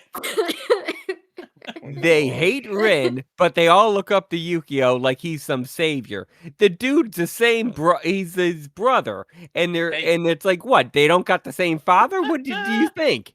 Thank God are we you didn't like have to deal with Yukio Hey, this episode. I gotta point something out. Yes, this episode is great because Yukio's stupid face wasn't in it. That's true, yeah. Yu-Gi-Oh free. Yukio free episode. Woo! Let's go. That's why no it's a fun one. Yu-Gi-Oh! Yeah, I'm sure there are fans of him out there. Just I not like him as a character because he's interesting, but I don't miss him. He's I like his annoying. voice actor. I mean, Yeah, Of course. he's arrogant, and I hate arrogance. I find it to be really off-putting. he fascinates me because he is such an absolute train wreck. Yes, he is. He is, and he facade like he's got it together, and he really doesn't have it together. And nobody steps in for him because he's got like no adult figure to like play that role in his life, so he doesn't think he needs one, but ultimately he's just a fucked up 15-year-old like every other fucked up 15-year-old, you know? But I'm glad he wasn't here because I don't like seeing him. It's funny as you mentioned the 15-year-old thing because in the opening sequence you see all their like info cards and you see 15 years on like pretty much all of them. And then you get the Shuras and it's just blocked off. Yeah.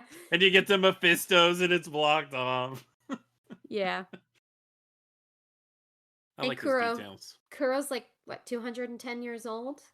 Yeah, something like He's that. being very supportive of Rin's training. He's a good kitty. Not enough Kuro in this episode. No, he's That's just true. watching. He's watching like the rest of us. But he'll Shaking his head. have more. He's got stuff to do, I promise. He's Rin, you important. think candles grow on trees? That's not how wax works. Oh, it's okay. I got the hookup from Yuji's mom. She must be delightful. Yes. Oh boy. Yeah. That's a lot of melted wax on that have fun cleaning that up. I guess, is it extra layer of protection? I guess. I don't know I anything about roofs. I don't think Ryuji's mom's gonna be okay with him leaving a mess up there. Yeah. How do you how start a clean that fire on that melted roof? wax? Oh, yeah. That roof is a terracotta roof. I mean, how do you start a fire on that thing? Very hot blue flames. Very hot. Well, that's why he picked the Flame- roof. Because it is Flames so terracotta. hot. So that it wouldn't spread. Yeah. So it Good wouldn't point. spread. Good point. Keeps it contained. And then the fire extinguisher. Keep handy dandy fire extinguisher. Very important. Yeah. Mm-hmm. Okay. Must protect Shima brothers. They're precious. You know, Xander Mobus is having a great hour on Toonami right now between Kilgay and Juzo. Yeah, same guy. It's crazy too because you definitely cannot hear it. Like when you pointed out, like, oh, kind of, but he does Kilgi so like flamboyantly, and then Juzo's just so cool and calm and collected and monk-like. It's great. True. Yeah. And of course, we love Ben Diskin. He's keen. Yes. Oh, he's yeah. hilarious. Yeah. What was that whole thing he was doing in the previous episode with banging his head on the microphone? Why, man? Why are you doing that? Trying to embarrass his brother. It's like in the Monty Python's good.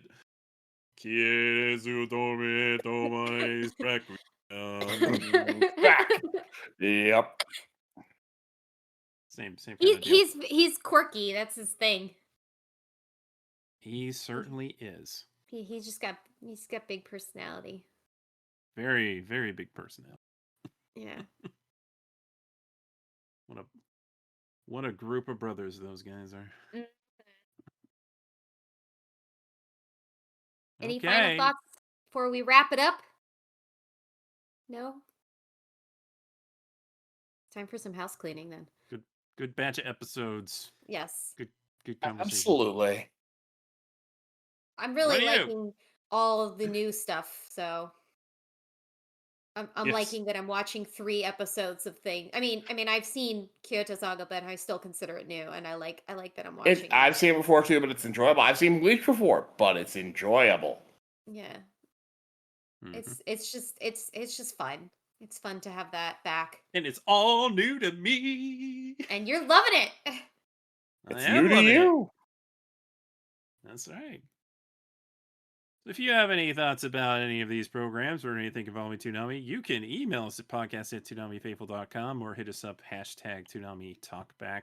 You can follow us on Facebook.com/ToonamiFaithfulPodcast and on Twitter @ToonamiPodcast. You can listen to the podcast on just about everything, including Apple Podcasts, CastBox, Deezer, Google Podcast, iHeartRadio, Overcast, Podbay, Podbean, Podcast Addict, Radio.com, Spotify, and the TuneIn app. And you can find every episode of the podcast to stream online, where they found the decrypted files on SoundCloud. SoundCloud.com/Toonami Faithful Podcast. You can get the latest news by following ToonamiFaithful.com on Blue Sky and @Toonami News on Twitter, and read the news, views, and reviews on ToonamiFaithful.com. Once again, you should always be checking out Yumiko's great recaps for Lazarus, saying all the things that we don't say. And probably some of the same things, honestly. I mean, we are covering the same thing. Yeah. Steven, tell the folks where they can find you. You can find me on like every social media site. I'm under MXA Ghost. Yeah, that's basically it. I mean, you can find me on X. What is it? Blue Sky? Basically all over. I'm running the Toonami Faithful news account, so we're doing stuff on there. Me and Brittany are going strong. We're live tweeting. We do some cool stuff.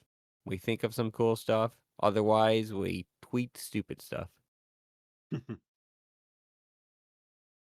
Laser, tell the folks where they can find you, and also about that thing we just recorded. Indeed. Well, you can find me on Twitter at LaserKid Prime. You can find me on Blue Sky at LaserKid.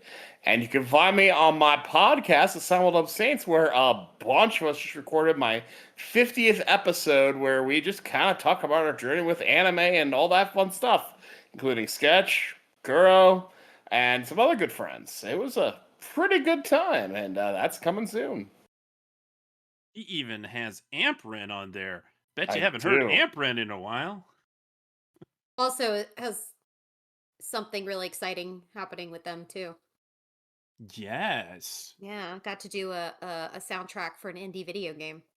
Yeah, good for him. Double Shake, that was the name, right? Yep. I added it to my Steam wish list for that, and it actually looks like a really good game too. It I'm so does. glad that they're able to work on something that awesome. That's super cool.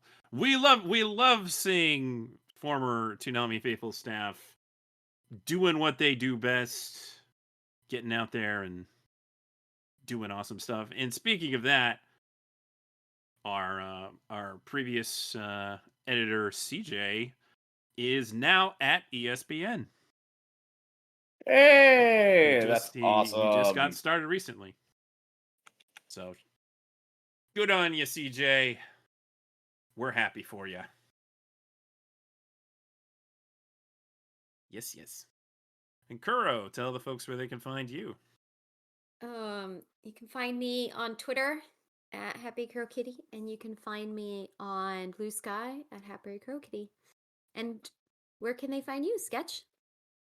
You can find me on Twitter at Sketch1984 and also on Blue Sky, Sketch1984. And definitely listen to that 50th episode of Simuldub Saints that Kuro and I were on. I think it was really fun to reminisce and feel like, oh yeah, that was a thing. And oh wow, we have that in common? It was really fun how well we were able to bounce off each other. It was. Honestly, I wish we could have talked more. I kind of do too, but I knew we were going to come right here. I'm like, okay, we're going to need some downtime. Yeah, and you can't really like make that kind of thing longer than 2 hours. No. And if we did, I would hate myself tomorrow. Right? Craig can only do so much for you. Yeah, I still have to do work.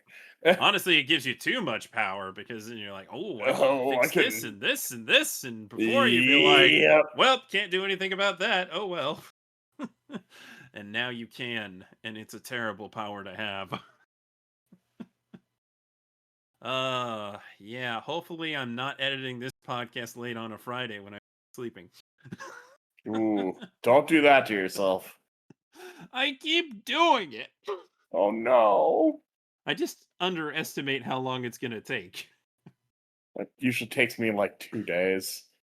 Real sit down days. Yeah, I at least try to like prep all the files, get it all in the editor because stupid Audacity takes forever to do anything. Oh gosh. See, my problem is with the editing, like it's not that I can't sit down and do it and focus on it. It's that like a million other things keep coming up and distracting me before I can get to it. So like That's a mood too. I gotta edit, and I'm like, oh, I have to do this other thing first. I have these other obligations in life.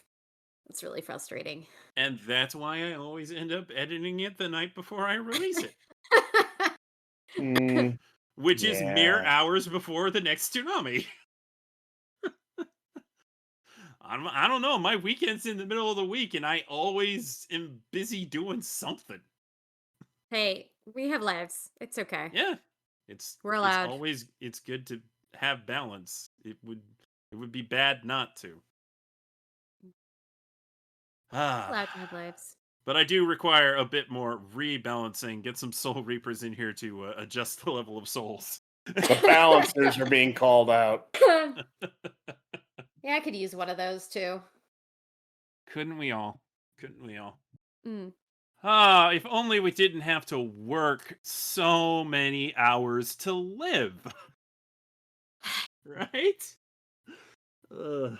The struggle is real. The struggle is so very real. Oh, yes. Oh yes, oh yes, oh yes. So, thank you all for listening or the tuned in during the live stream. I know we didn't really give any notice on this one. That's my bad. But you know, you could probably just tune in around this time on a Sunday and probably find a podcast. Sometimes we record on a Wednesday or a Thursday. You know, things don't quite pan out, but Sunday's been fairly consistent for us lately, and it'll probably continue to be consistent for us. We'll see. But yes, So we thank you used to for do this listening. on Friday. However you did. Oh gosh, no. We do this on a Friday. It's not coming out on Saturday. Gosh. Oh, I know. I just miss it for my schedule. It was so much more convenient. and anytime that Toonami posts news, it's pretty much on a Friday. Exactly. So if you want to be up to date as much as possible, you got to record on a Friday.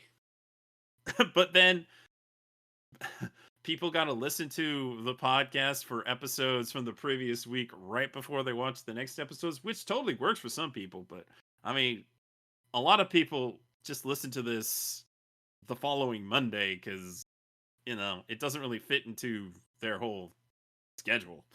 And I get that. And that's why I would love to release the podcast earlier in the week. It's just really hard to make it happen. What can I say? But I would like to. I would like to do that. Because it makes a whole lot more sense to me to release it earlier in the week and not be mere hours away from the next Toonami broadcast. Woo! Especially if we recorded it on a Sunday. But sometimes we don't, and then I have less time, and then... But enough about that. Thank you. However you listened to this podcast, I hope you enjoyed the conversation. We've been enjoying talking about these shows, I must say. We have been having a grand old time keeping up with all three of these shows. I think the decision to cover all three was a good one, and it's going well. It doesn't hurt that Kuro is sharing hosting duties with me. Because I don't want to do fun. 3 recaps. No, I think it works well to balance back and forth. Yeah. Good stuff. So yes, thank you for listening. Be sure to share the podcast with your friends if you think they'd be interested. Tune in next time. And until next time, Lazarus is being allowed to continue. The spirits are always at peace with you. Iwabahahahaha. Beautiful. When's Don Kanochi gonna show up again? Don Kanoji, the real hero we all need. Where that guy at? Come on now. We need him.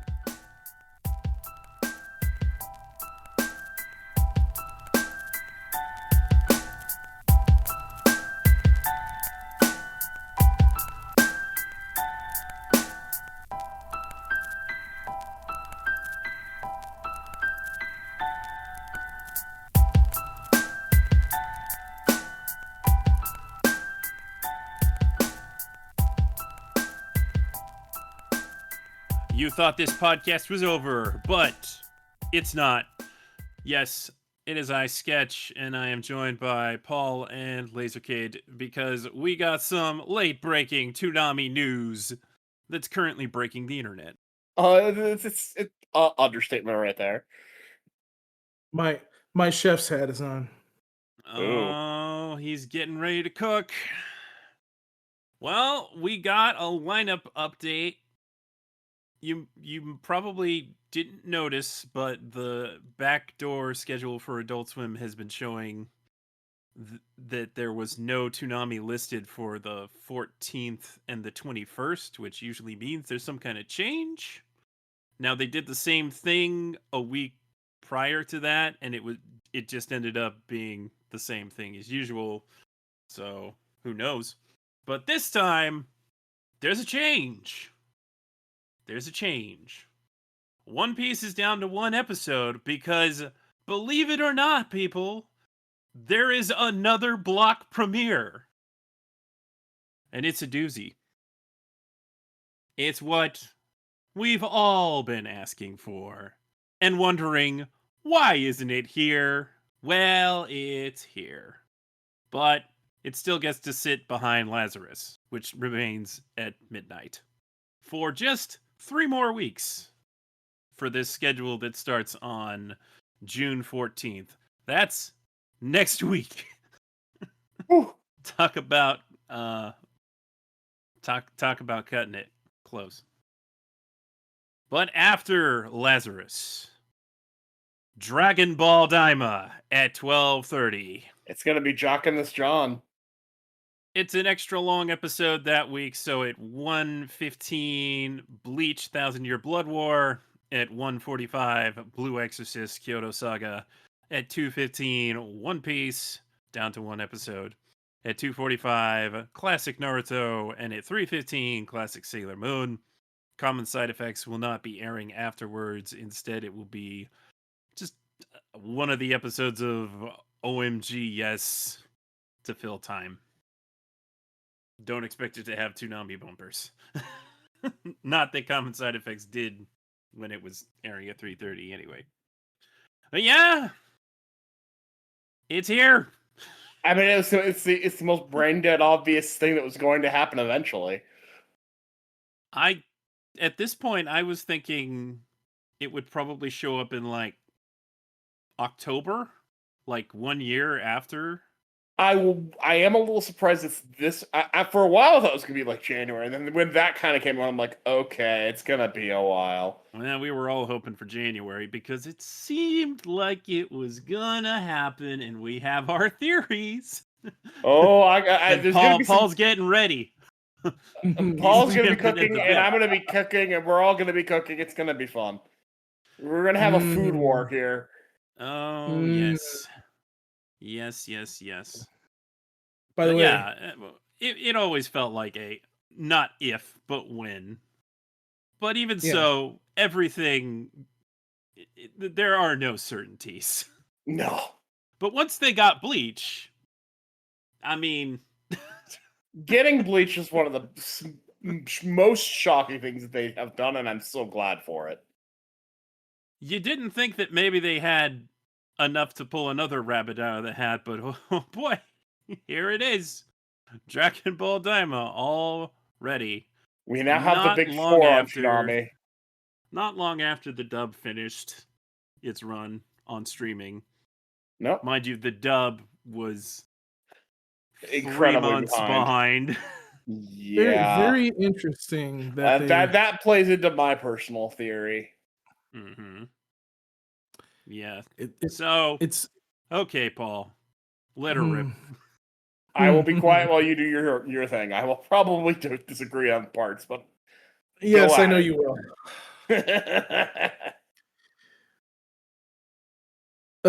So, number one, find it interesting that, what was it, 2 weeks ago, they dropped the last 2 episodes of Daima on Crunchyroll. Could be wrong. I don't remember if it's 2, 3, 1 week, whatever. They dropped the last 2 were dropped together. Yeah. So, but he means how many weeks ago it was. Oh, yeah. I think it was 3. I think it's closer to 3, but yeah, whatever. So, I find that they did that because if you guys remember, I was on a podcast shortly after that, and I'm like, I wonder if they did that because it's coming to Toonami here, and they're doing that to do that before it comes on to Toonami. So, interesting that happened. Interesting that I called that. So I'm okay. I'm ready to call this a day and just. It was May 16th, my theory, so 3 weeks ago. My theory, I'm just gonna say it. My theory that I've been saying all along, there's just too many coincidences for it not to have been this show that was supposed to play in January on Toonami. It lines up too easily. The fact that it took them till middle of January to start throwing the dub on Crunchyroll. The delay there of putting the dub out. The fact that it's not on Netflix, which kind of blows my mind. Yet the sub is on there, of course, and Hulu as well, and whatever other streaming that the sub was on. Yeah, listen, like, I don't want to be right about this because it's just one more bad thing that people don't like about Crunchyroll. But at this point, it's like they did this with fucking Demon Slayer, where they went, no, you can't have this unless you have more money to do it. But you can have it after us once we put it all up. Now Demon Slayer took a long time to get the other parts, but it's like this. If I were Batman, the greatest detective arguably in the comic book universe, he probably would look at this and say the exact same thing and go, yeah, there's too many coincidences here. Crunchyroll probably had something to do with this. Because I don't think Toonami wanted to play Fooly Cooly the whole time for those 3 months. They had to throw something up last minute because something happened. So I don't know what to say here, other than, I'm right about this. So, there's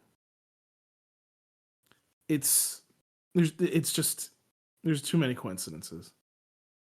Would you like to hear my rebuttal, or are you still going? I mean, we can. I can let you go. There are actual very much reasons. Not that I want to defend Crunchyroll, because trust me, not my favorite company for a whole host of reasons. But I don't actually. I think you're pointing at the Riddler when you could be pointing at the Joker, if you want to use the Batman metaphor. So I know. So I know where you're going with this, because would you let you do your thing? Let me explain. Go ahead. It is absolutely Toei. First of all, it's absolutely on brand for them. They make all kinds of stupid, irrational decisions.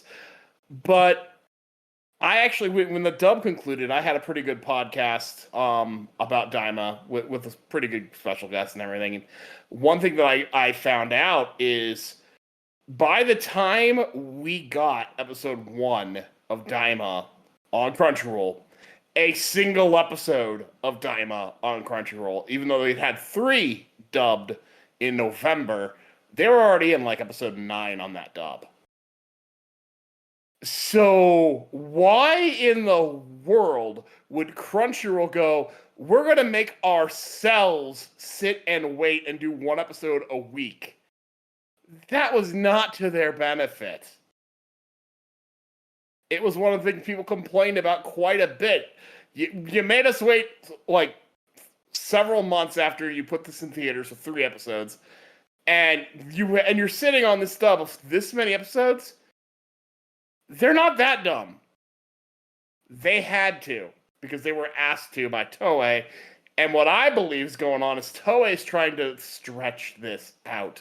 They're trying to stretch out that Dragon Ball hype for 2 reasons. One, it's over. Dragon Ball Daima is, it came, it went, and they have nothing in the pipeline because, no one expected Toriyama to pass on, unfortunately. And this is the last thing that was made while he was, still alive. So whatever comes next is kind of in a chaotic mess at the moment. So I believe that Toei is stretching this out. They forced Crunchyroll to stretch it out, And then they made Toonami sit and wait to stretch it out even more because they could stretch out that Daima hype a little bit more. It's not working, but that's what they're trying to do, very clearly to me.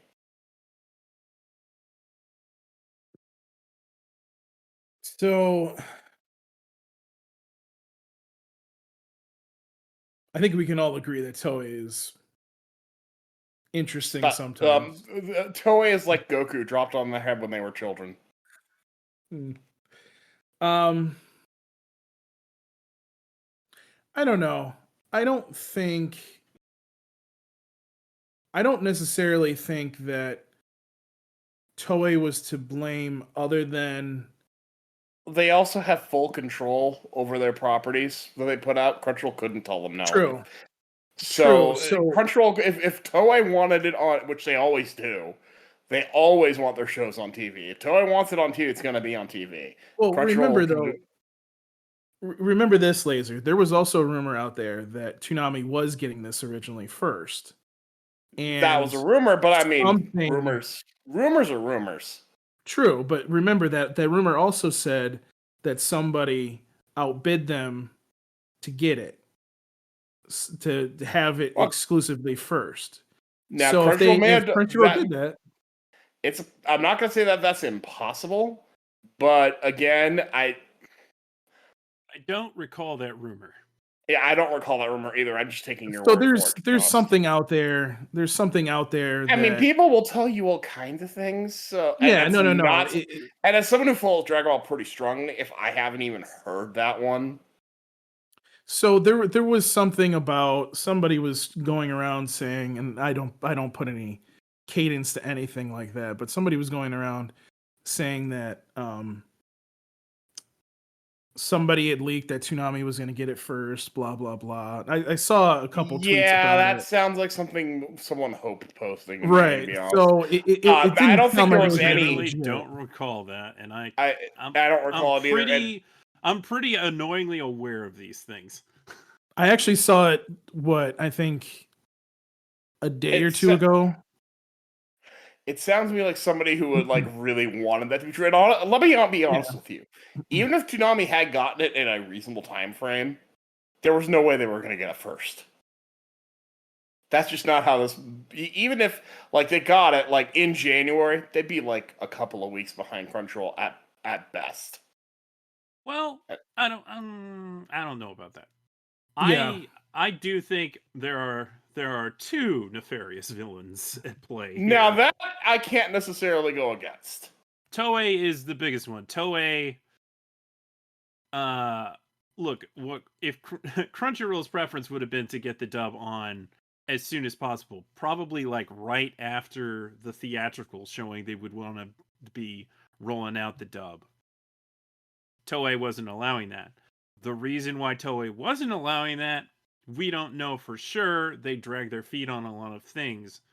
But the fact that they were dubbing it at the time really makes you think that Toei wanted to put it on Toonami in January. Mm-hmm. Exactly. And that's the reason why Crunchyroll had to wait until January.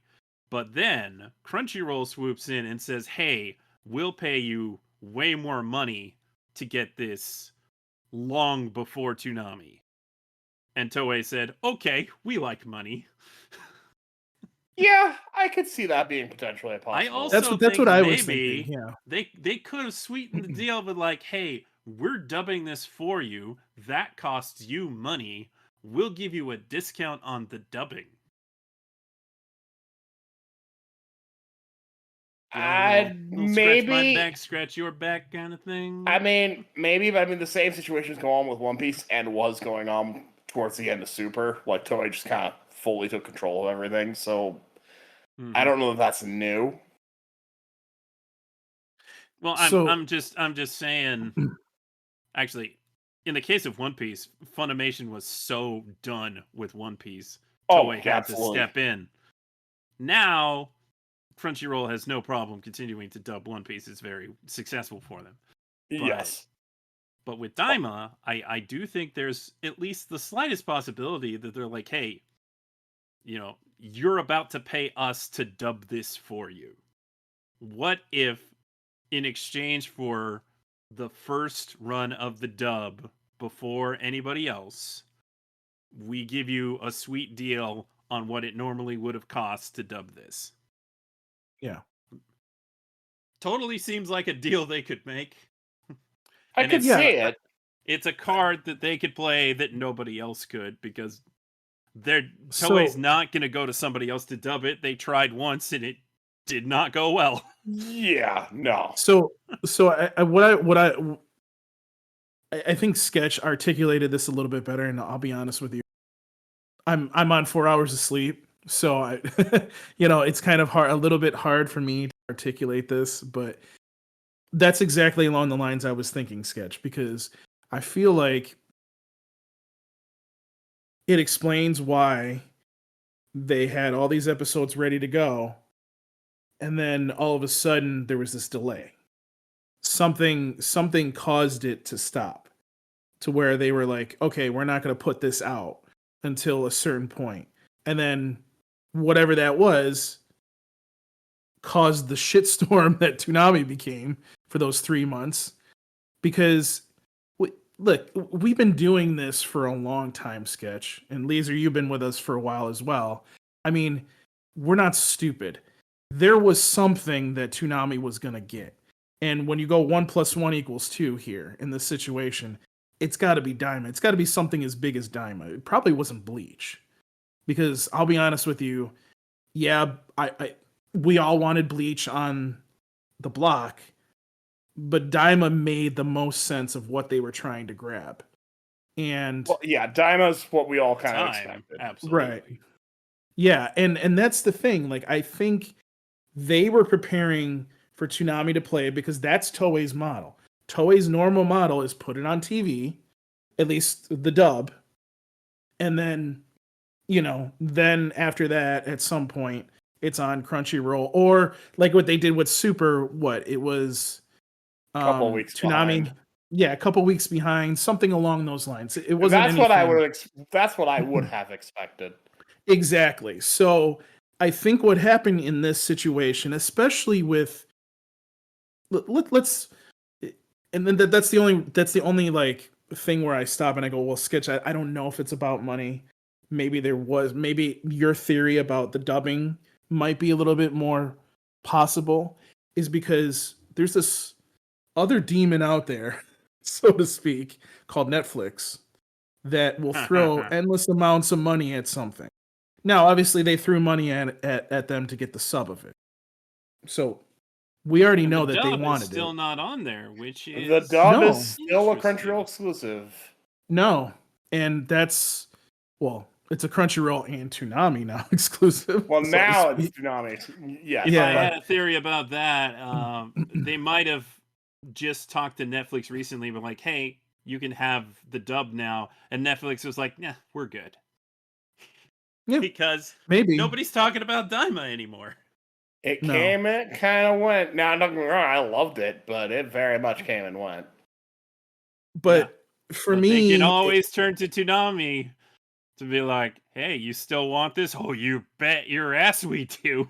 Well, it could Oh, be. and- In case of Toonami, it's actually a boon for both because it's gonna blow up Toonami because it's Dragon Ball, and it's going to reignite Daima because it's on Toonami. Exactly. wait until they put this promo out on Saturday for Daima. Wait till it goes up everywhere. You're gonna see it blow up because people are gonna flood social media just looking at this. I'm gonna give you an example. Threads. On that post from yesterday, just the breaking news post, not the one I just put up. Okay.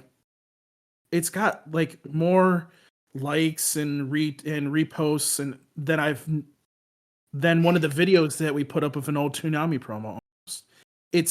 I'm sitting there going, okay, maybe some people have been waiting because some people don't like streaming. Let's just put it that way. But the thought just crossed my mind, and this is gonna sound fucked up, but what if Toonami gave them the money? Because obviously they were going to get it, and then now because they gave them the money, Toei's like, oh fuck, well they have to be able to play this. So Toei probably put themselves in a bad spot in this situation. Now that I'm thinking about it, because No, they because if took they had money already f- signed an agreement, then that would have been Exactly. locked in. So you can't. And If they had already done that, that wouldn't be the case. We already would have had Toonami. No, well, but you can't breach the contract like that. well, I mean, here's the thing, like, so we go these 3 months without another show, then they probably threw all that money at Daima. I mean, think about that for a second. That does not make sense to me because they're not going to just give them money. Once you've got that money, that's locked in. Mm-hmm. Well, They may have been in have, talk. What's more likely is they were in talks about it, and they've been talking about it, and they were planning. But by the time that they gotten told no, the problem is they probably didn't know what to do for a plan B. well, And yeah, they're- I'm guessing. I don't, and I also think it's likely that they couldn't afford it right then anyway because they didn't buy anything else. I think what happened. This is what I think happened. I think that Toei wanted it on Toonami. Crunchyroll, in some way, fashion, or form, before they signed the contract to have it, came in with either an offer or like sketch set, something like that, where Toei was like, all right, well, you make a point. Maybe you should stream it first and then whatever. And because there was no plan B, this is what happened. Now, I will tell you something right now.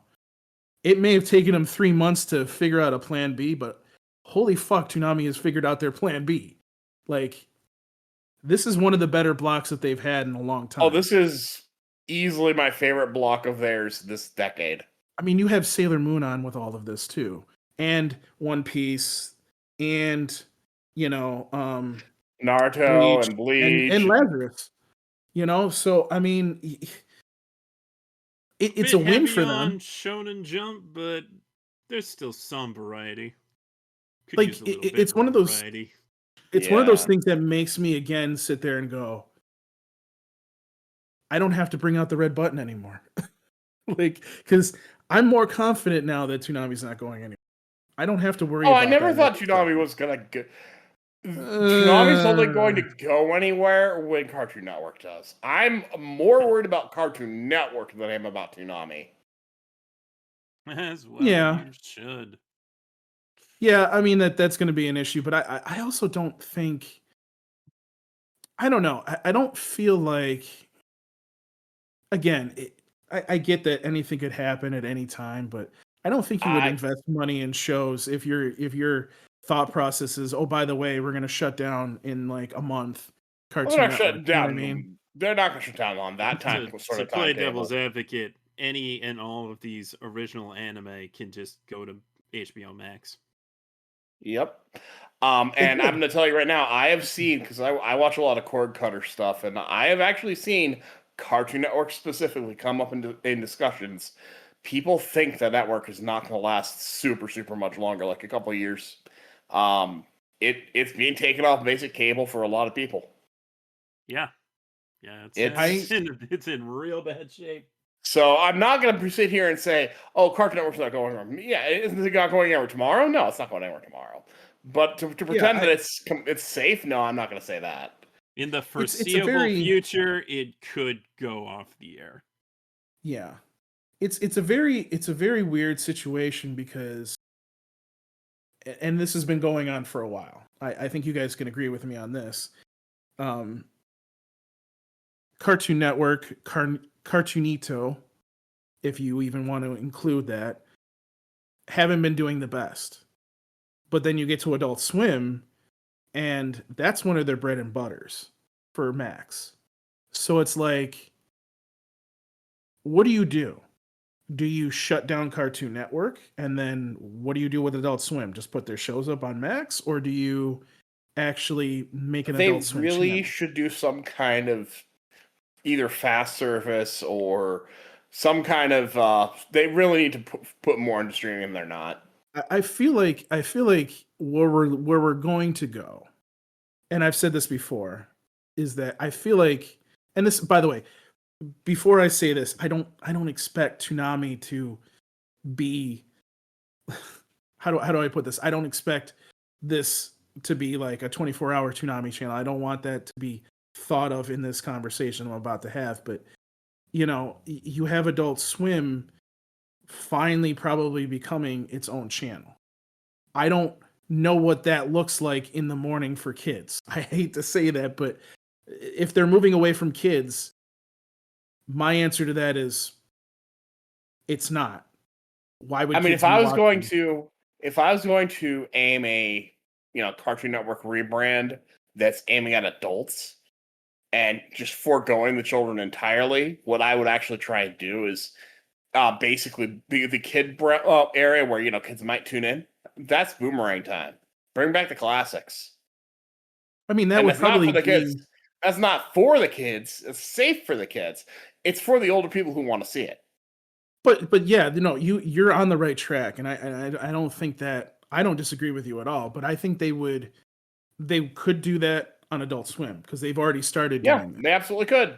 You know what I mean? I was talking about I was kind of thinking if you're talking about Adult Swim full takeover, that's what I think you'd do for that.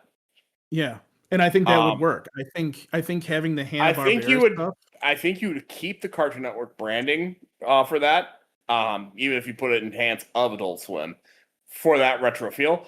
If you're gonna play Yeah. that retro game, what I would do is I'd just go back to the checkerboard logo for the extra nostalgia hit. Yep. Exactly. And But I again, don't know if like, they'll do that.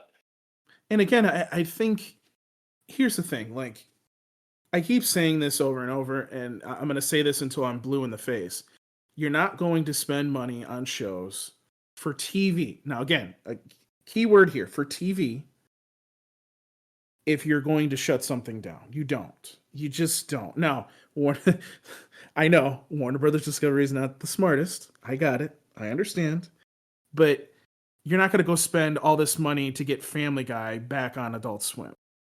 Okay. No, I You're don't not think. going to go. Like I said, I don't think it's going anywhere anytime soon. No.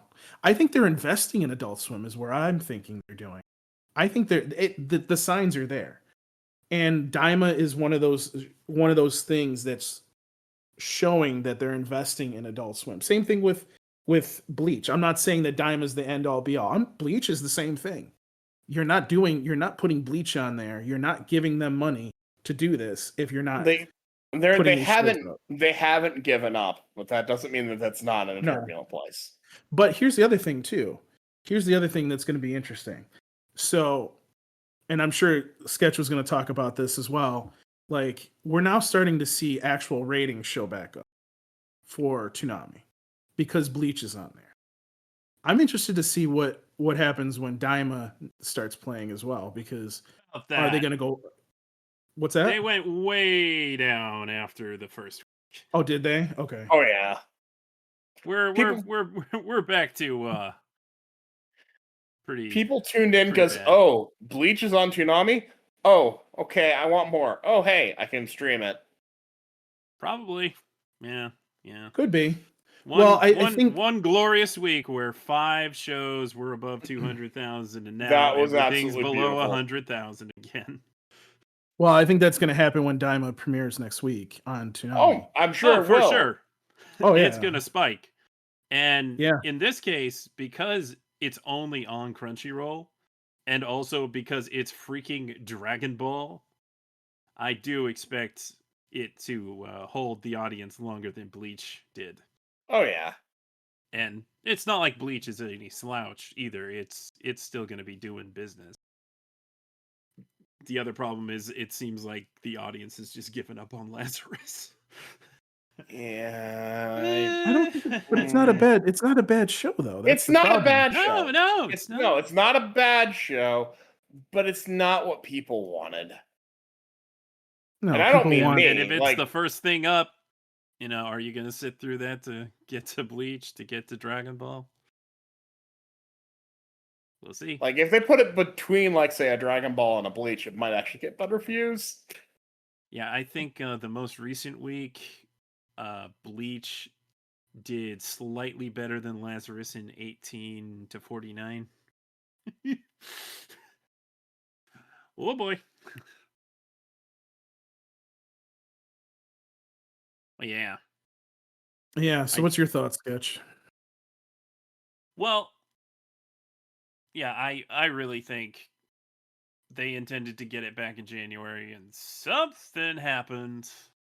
And all signs point to Crunchyroll being like, "Hey, what about us?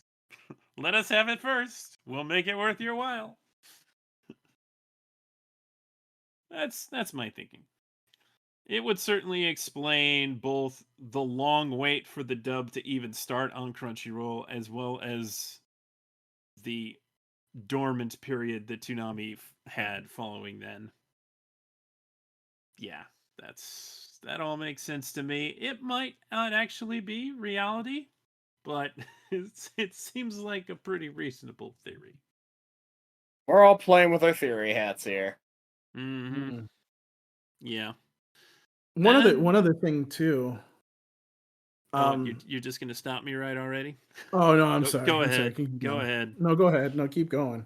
No, you go ahead. I Don't was lose just your gonna say, thought. like, it's ironic that like all of a sudden we're getting all this, and it seems like the budget's open again. Yeah. Yeah. I really didn't want to believe your theory that the budget reset in March or April, but Oh no, that just feels like super likely right now. I don't know. We went from 2 premieres a week and they're both One Piece to 5 premieres and only one is One Piece. Mm-hmm. And it's big. Big shows, Bleach and Dragon Ball at the same time. I would even say, why are you busting out Dragon Ball before Lazarus is quite over? There's only 3 episodes left. You really could have milked that so Dragon Ball Daima could have ended, like finished out the whole year. As it stands, it'll end around November, barring marathons Well, or some other preemption. But I, they've always been the type to be very gung ho about getting something on as soon as they can, regardless of anything else. So that's understandable. But I do think that there is something coming to replace Lazarus. And I think the timing works out exactly perfectly for 8 episodes of Demon Slayer right before the movie hits theaters. That just makes the You most sense in know, the world. that does make a hell of a lot of good sense. Why wouldn't Aniplex want that? Why wouldn't Toonami want that? It might not happen, but it just seems like, look, if they're busting out Dragon Ball Daima right now, either we're not getting much for the rest of the year, or they definitely are saving that spot for Demon Slayer. Because they don't want it to end too soon, but they also, like, they don't want it on when Lazarus is on because of the long episodes, and it's gonna make for a long block and all that. I mean, Dragon Ball Daima's already offsetting the lineup that one week. And with Demon Slayer, 3 of the 8 episodes are Oh extra yes. long. And here's another interesting calculation. If it is on the if it's on July 12th, let's say there's still a Lazarus marathon on July 5th because it's July 5th. Let's just say that. Demon Slayer 1 hour premiere would be on July 12th. Say they take off Blue Exorcist, one Aniplex show for another. Then you have the standard length episodes 2, 3, 4, 5, and 6. That would line up with 8, 9, 10, 11, and 12 of the Kyoto arc. Then they run Demon Slayer episodes 7, and 8 before moving on to the next arc of Blue Exorcist. And probably bring back Mashal, too. That could all work. I'm waiting for that. Oh, season 2 of Mashl's really good. And then that's not even factoring in the possibility for Primal season 3 sometime this year, and we have no idea when Rooster Fighter's happening. It is the wild card. Hopefully we get some kind of info about that at if not Anime Expo, then San Diego Comic-Con just a few weeks later. We might learn about Primal at Annecy in a couple of weeks in June. Actually, that's next week. Next week? Yeah, next week. Next week is Annecy starts, I believe. We're recording this on Friday, the 6th. After we got the schedule yesterday, the 5th. Mm-hmm. Yep. Yeah. So we might not get much more for the rest of the year, but it seems like they're firing on all cylinders right now, and who knows when the gravy train's gonna stop. We already went half a year basically with almost nothing, so I guess we're making up for it now. I wonder. I still wonder, like, because they put out what they were making, like, off of ads and everything from TV, and obviously it had been down. But I was thinking to myself the other day, I'm like, I'm wondering how much they're making just from Adult Swim as a whole, like just the Adult Swim time slots, but also what are they making from Toonami? Because it seems to me that if they're it would make more sense to me, I should say, that if Toonami is still making a lot of money for them commercial wise, which I don't have a sense that it isn't. And hashtag Toonami makes money. I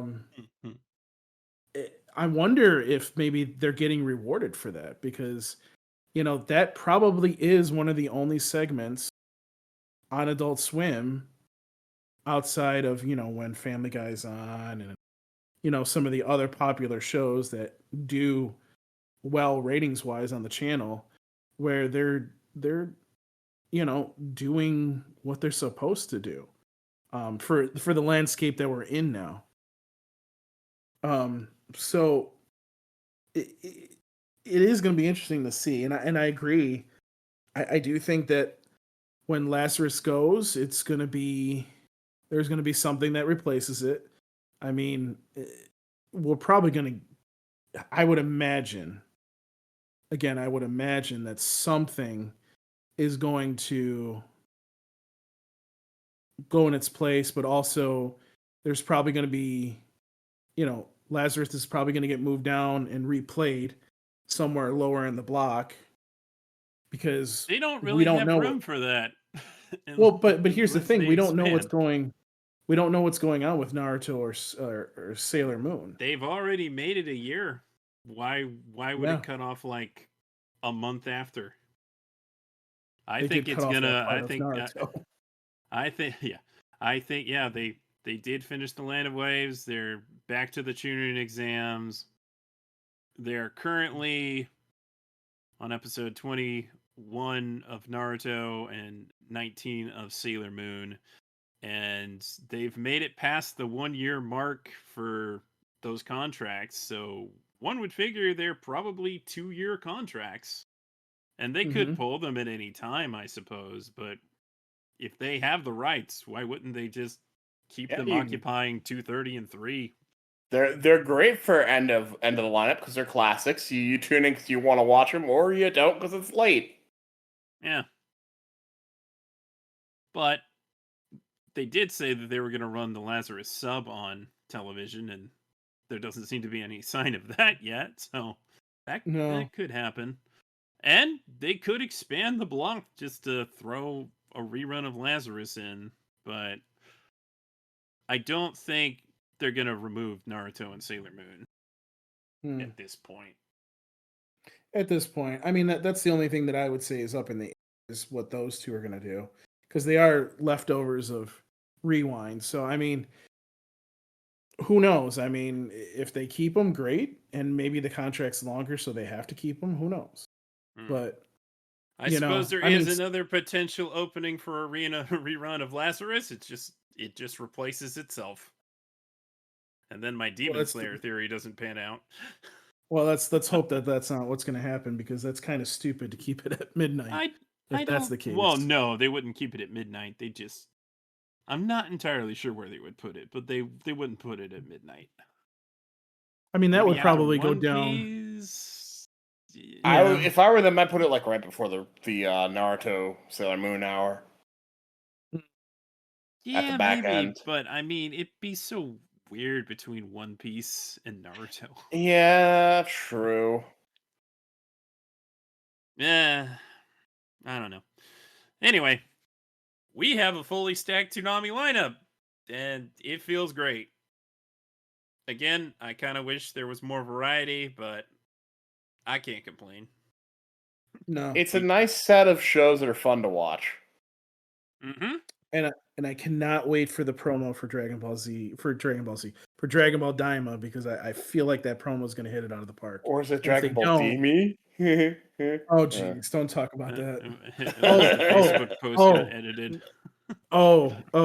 We got to talk about that. I got to bitch about that. How do you drop that you're going to play Daima like that on Facebook? Like, it's like whoever does the social media has no like pleasure of life or something. Because I'm like sitting there going, how about huge news or something? Like, give some flavor on social media. Give me something.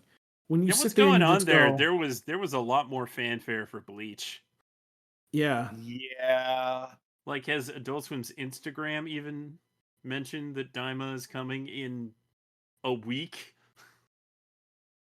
I mean, they've been, so here's the thing. So, because I have obviously our TikTok, and I try to do some more things with that as much as I possibly can. TikTok is its own demon in itself, but Adult Swim is posting a lot of stuff of Lazarus. They have been putting up Bleach stuff as well. So I mean, it's not like they're not doing it. You know what I mean? Mhm. And by the way, anytime that they promote Toonami, on the original Facebook page, I'm all for. Like, anytime they do it on the page, anytime they do it on Twitter. Which, by the way, I maybe they just don't like Twitter, but it's nice to see them actually posting more on Twitter. Thank you for doing that, because I feel like that kind of went to the wayside, and you have like millions of people still following your Twitter page. So it's like, come on, you can still do this. So, that was, to me, was like great to see that they're doing that. I think Daima will get there. I don't know, again, like, for example, Bleach isn't up on the Adult Swim app. Will Daima be up on the Adult Swim app? Who knows? Like, we I don't think it know. will. We don't know if they're. I think so too. I think that one to me seems like one where they secure the rights to do that. So, I'll be watching like all of you. I don't know if I'll watch the first 3 episodes though, because I've already seen them. So I'll be watching just 'cause it's a fun one to watch, even though I've already seen it. yeah, And that first episode's great. but Heck yeah. But whoever is doing their social media, number one, please fire them. Number two, put a little bit more life into your stuff, because you see how the Adult Swim one is, and you're like, oh great, whoever's posting over there is great. Then somebody posts on Toonami, and it's like, oh, here's this show. I'm like, okay, that's great. What you gonna be excited about this, or are you just gonna be like, oh yeah, here's a show? It's a Like, show that that doesn't help. exists. Yeah.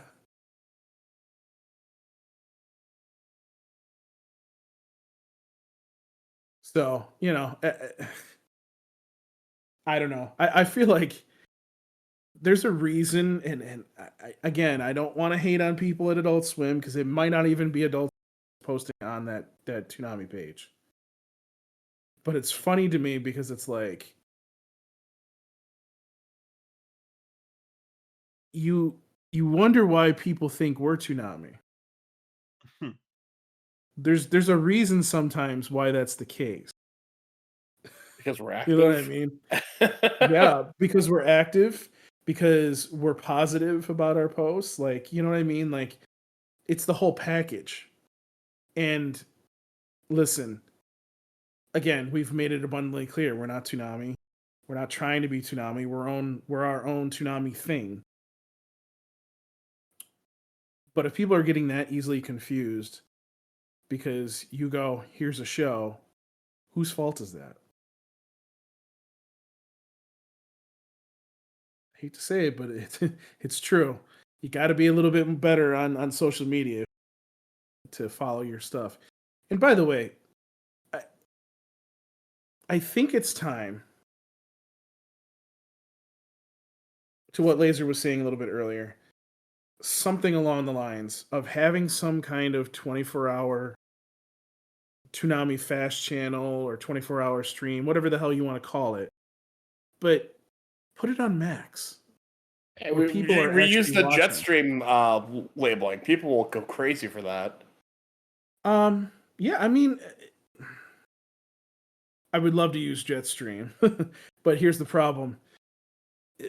It sounded like when they tried to do that on the Adult Swim app, they had to pay a lot more money, and people weren't watching it all the time. So it kind of became a, no, we're not going to do this anymore thing. Because remember, every time an episode plays, they probably have to pay for it. So, well, I mean, just using fast channels yet? What's that? Does Max have fast streams yet? They don't. And if you remember from the original press release, and by the way, it's going to be HBO Max again, guys. We got to name it correctly. Oh God! When they announced HBO Max, one of the things that they were going to bring out was they were going to put all the network channels, and it was going to be another package that you could get, and you could watch Max and everything on the same app, even the channels. So I don't know where that's went. I see a little bit of it. Like I don't remember if they still have CNN up on the Max app. I have to look. I think the sports is up there if you get a certain package, which, okay, you're moving in the right direction. But again, like, there's a difference between having the sports, but then not having TNT, the whole channel. Having sports, but not having TBS, the whole channel there. You see what I'm saying? So it's like, why are we not doing the synergy? Like, you want people to watch your TV channels, then put it on the streaming app. Yeah, people will actually pay a little bit more to watch it. Because people are starting to, let's be honest, people are starting to finally realize that, oh, wait, fucking streaming is turning into cable.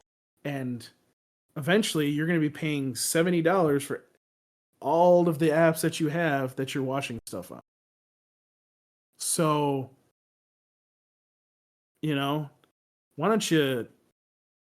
And by the way, they're already doing that with like Spectrum, for example. Spectrum picks up all the part of their thing now is they have all the apps included, like, you know, Spectrum, or not Spectrum, you know, Max and Disney and that. Some of those are already part of the deals when people buy the TV package. So it's like, if you're already doing this, just put it in the app.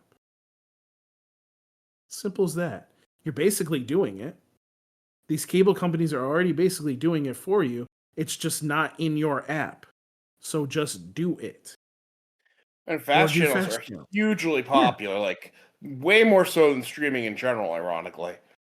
There is a reason, Laser. There is a reason, and you probably I didn't say you don't watch. I don't know watch if you fast watch Star channels. Trek. I don't know if you watch the Star Trek channels, but I watch do. those all the time. I do too. Like, there is a reason it went from one Star Trek channel that just marathon Star Trek: The Next Generation and the original. And now it's just like Now a bunch of 3. Star Trek channels. Yes. 3. There's 3 right now, and actually there's a 4th for the month that's showing the newer trilogy of movies just on repeat.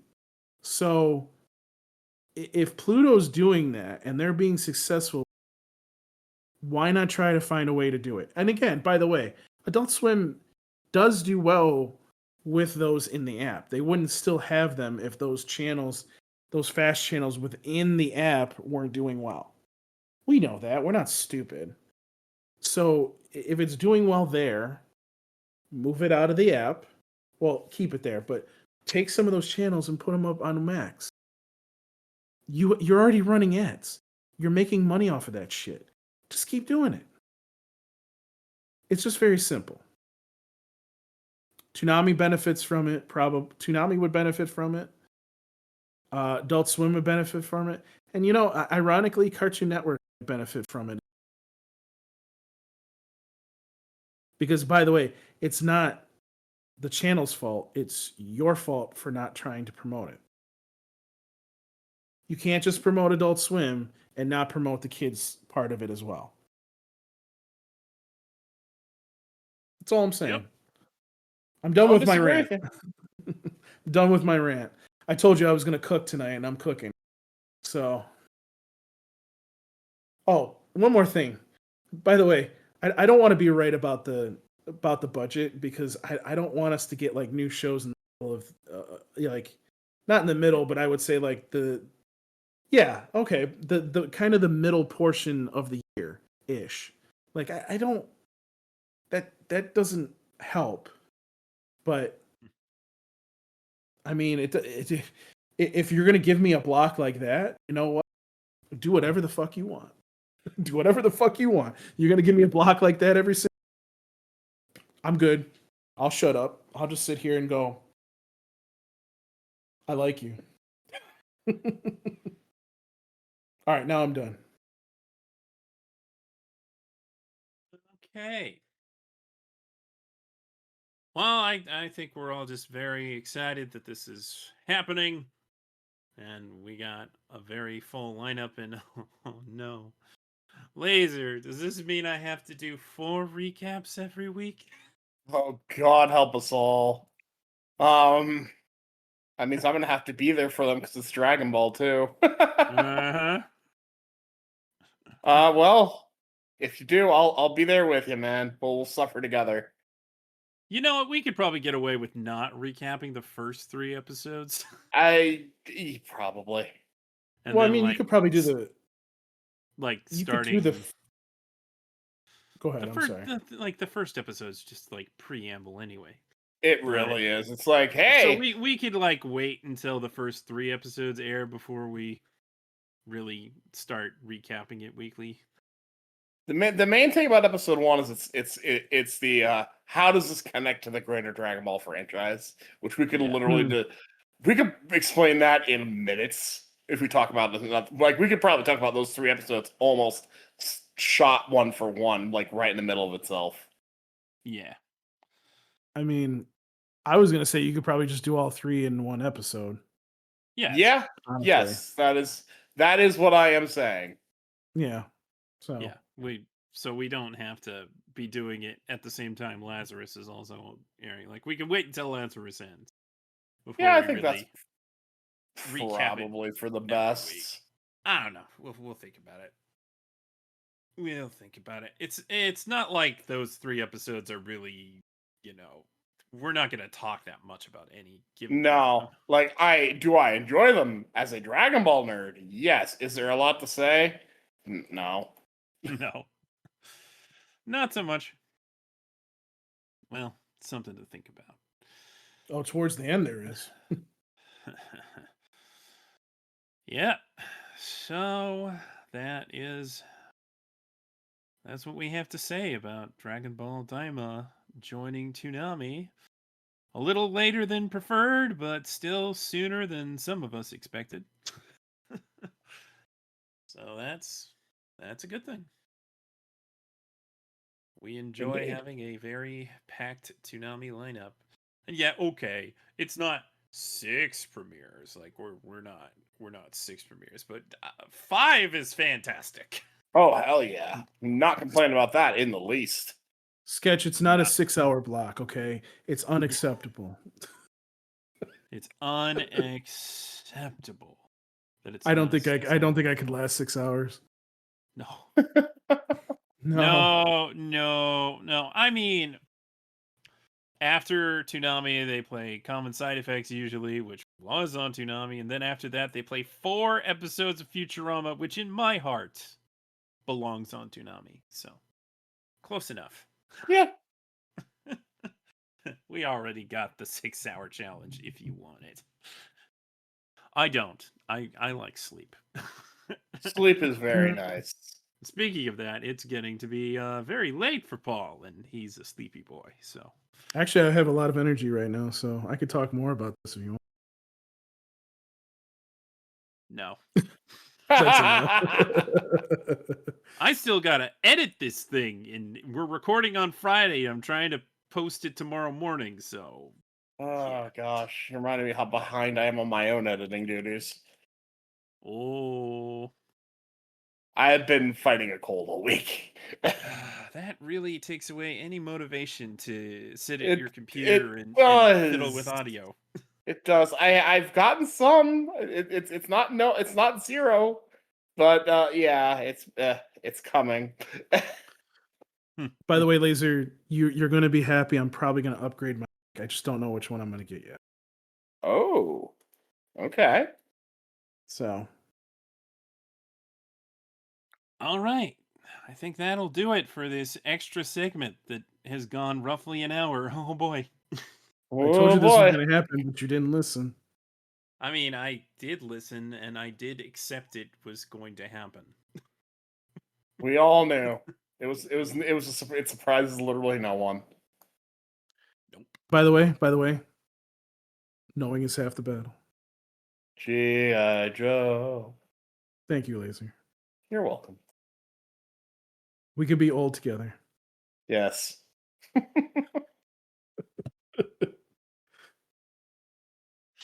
Yeah, we're singing the opposite of wouldn't it be nice if we were older?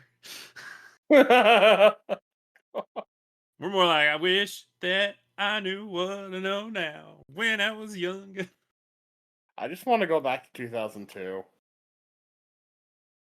Oh, what? You don't want to go back to 1999 and try to prevent 9/11? Okay, look, if I tried, I'd just fail. So, you know. Yeah, oh dear that's God, that- where's this going right now? 2002. Guys, you got to stop making Good it times. weird. 2003. Back when I could enjoy a certain show. 2003 was a good year. 2003 was a good year. I can get behind that, and I could enjoy that same show probably if I'm picking up what you're throwing down. Uh-huh. It's obvious. Yeah. Right. So, Dragon Ball Daima, it's happening next week. Get ready. Watch and enjoy. And until next time, da da da da da na na.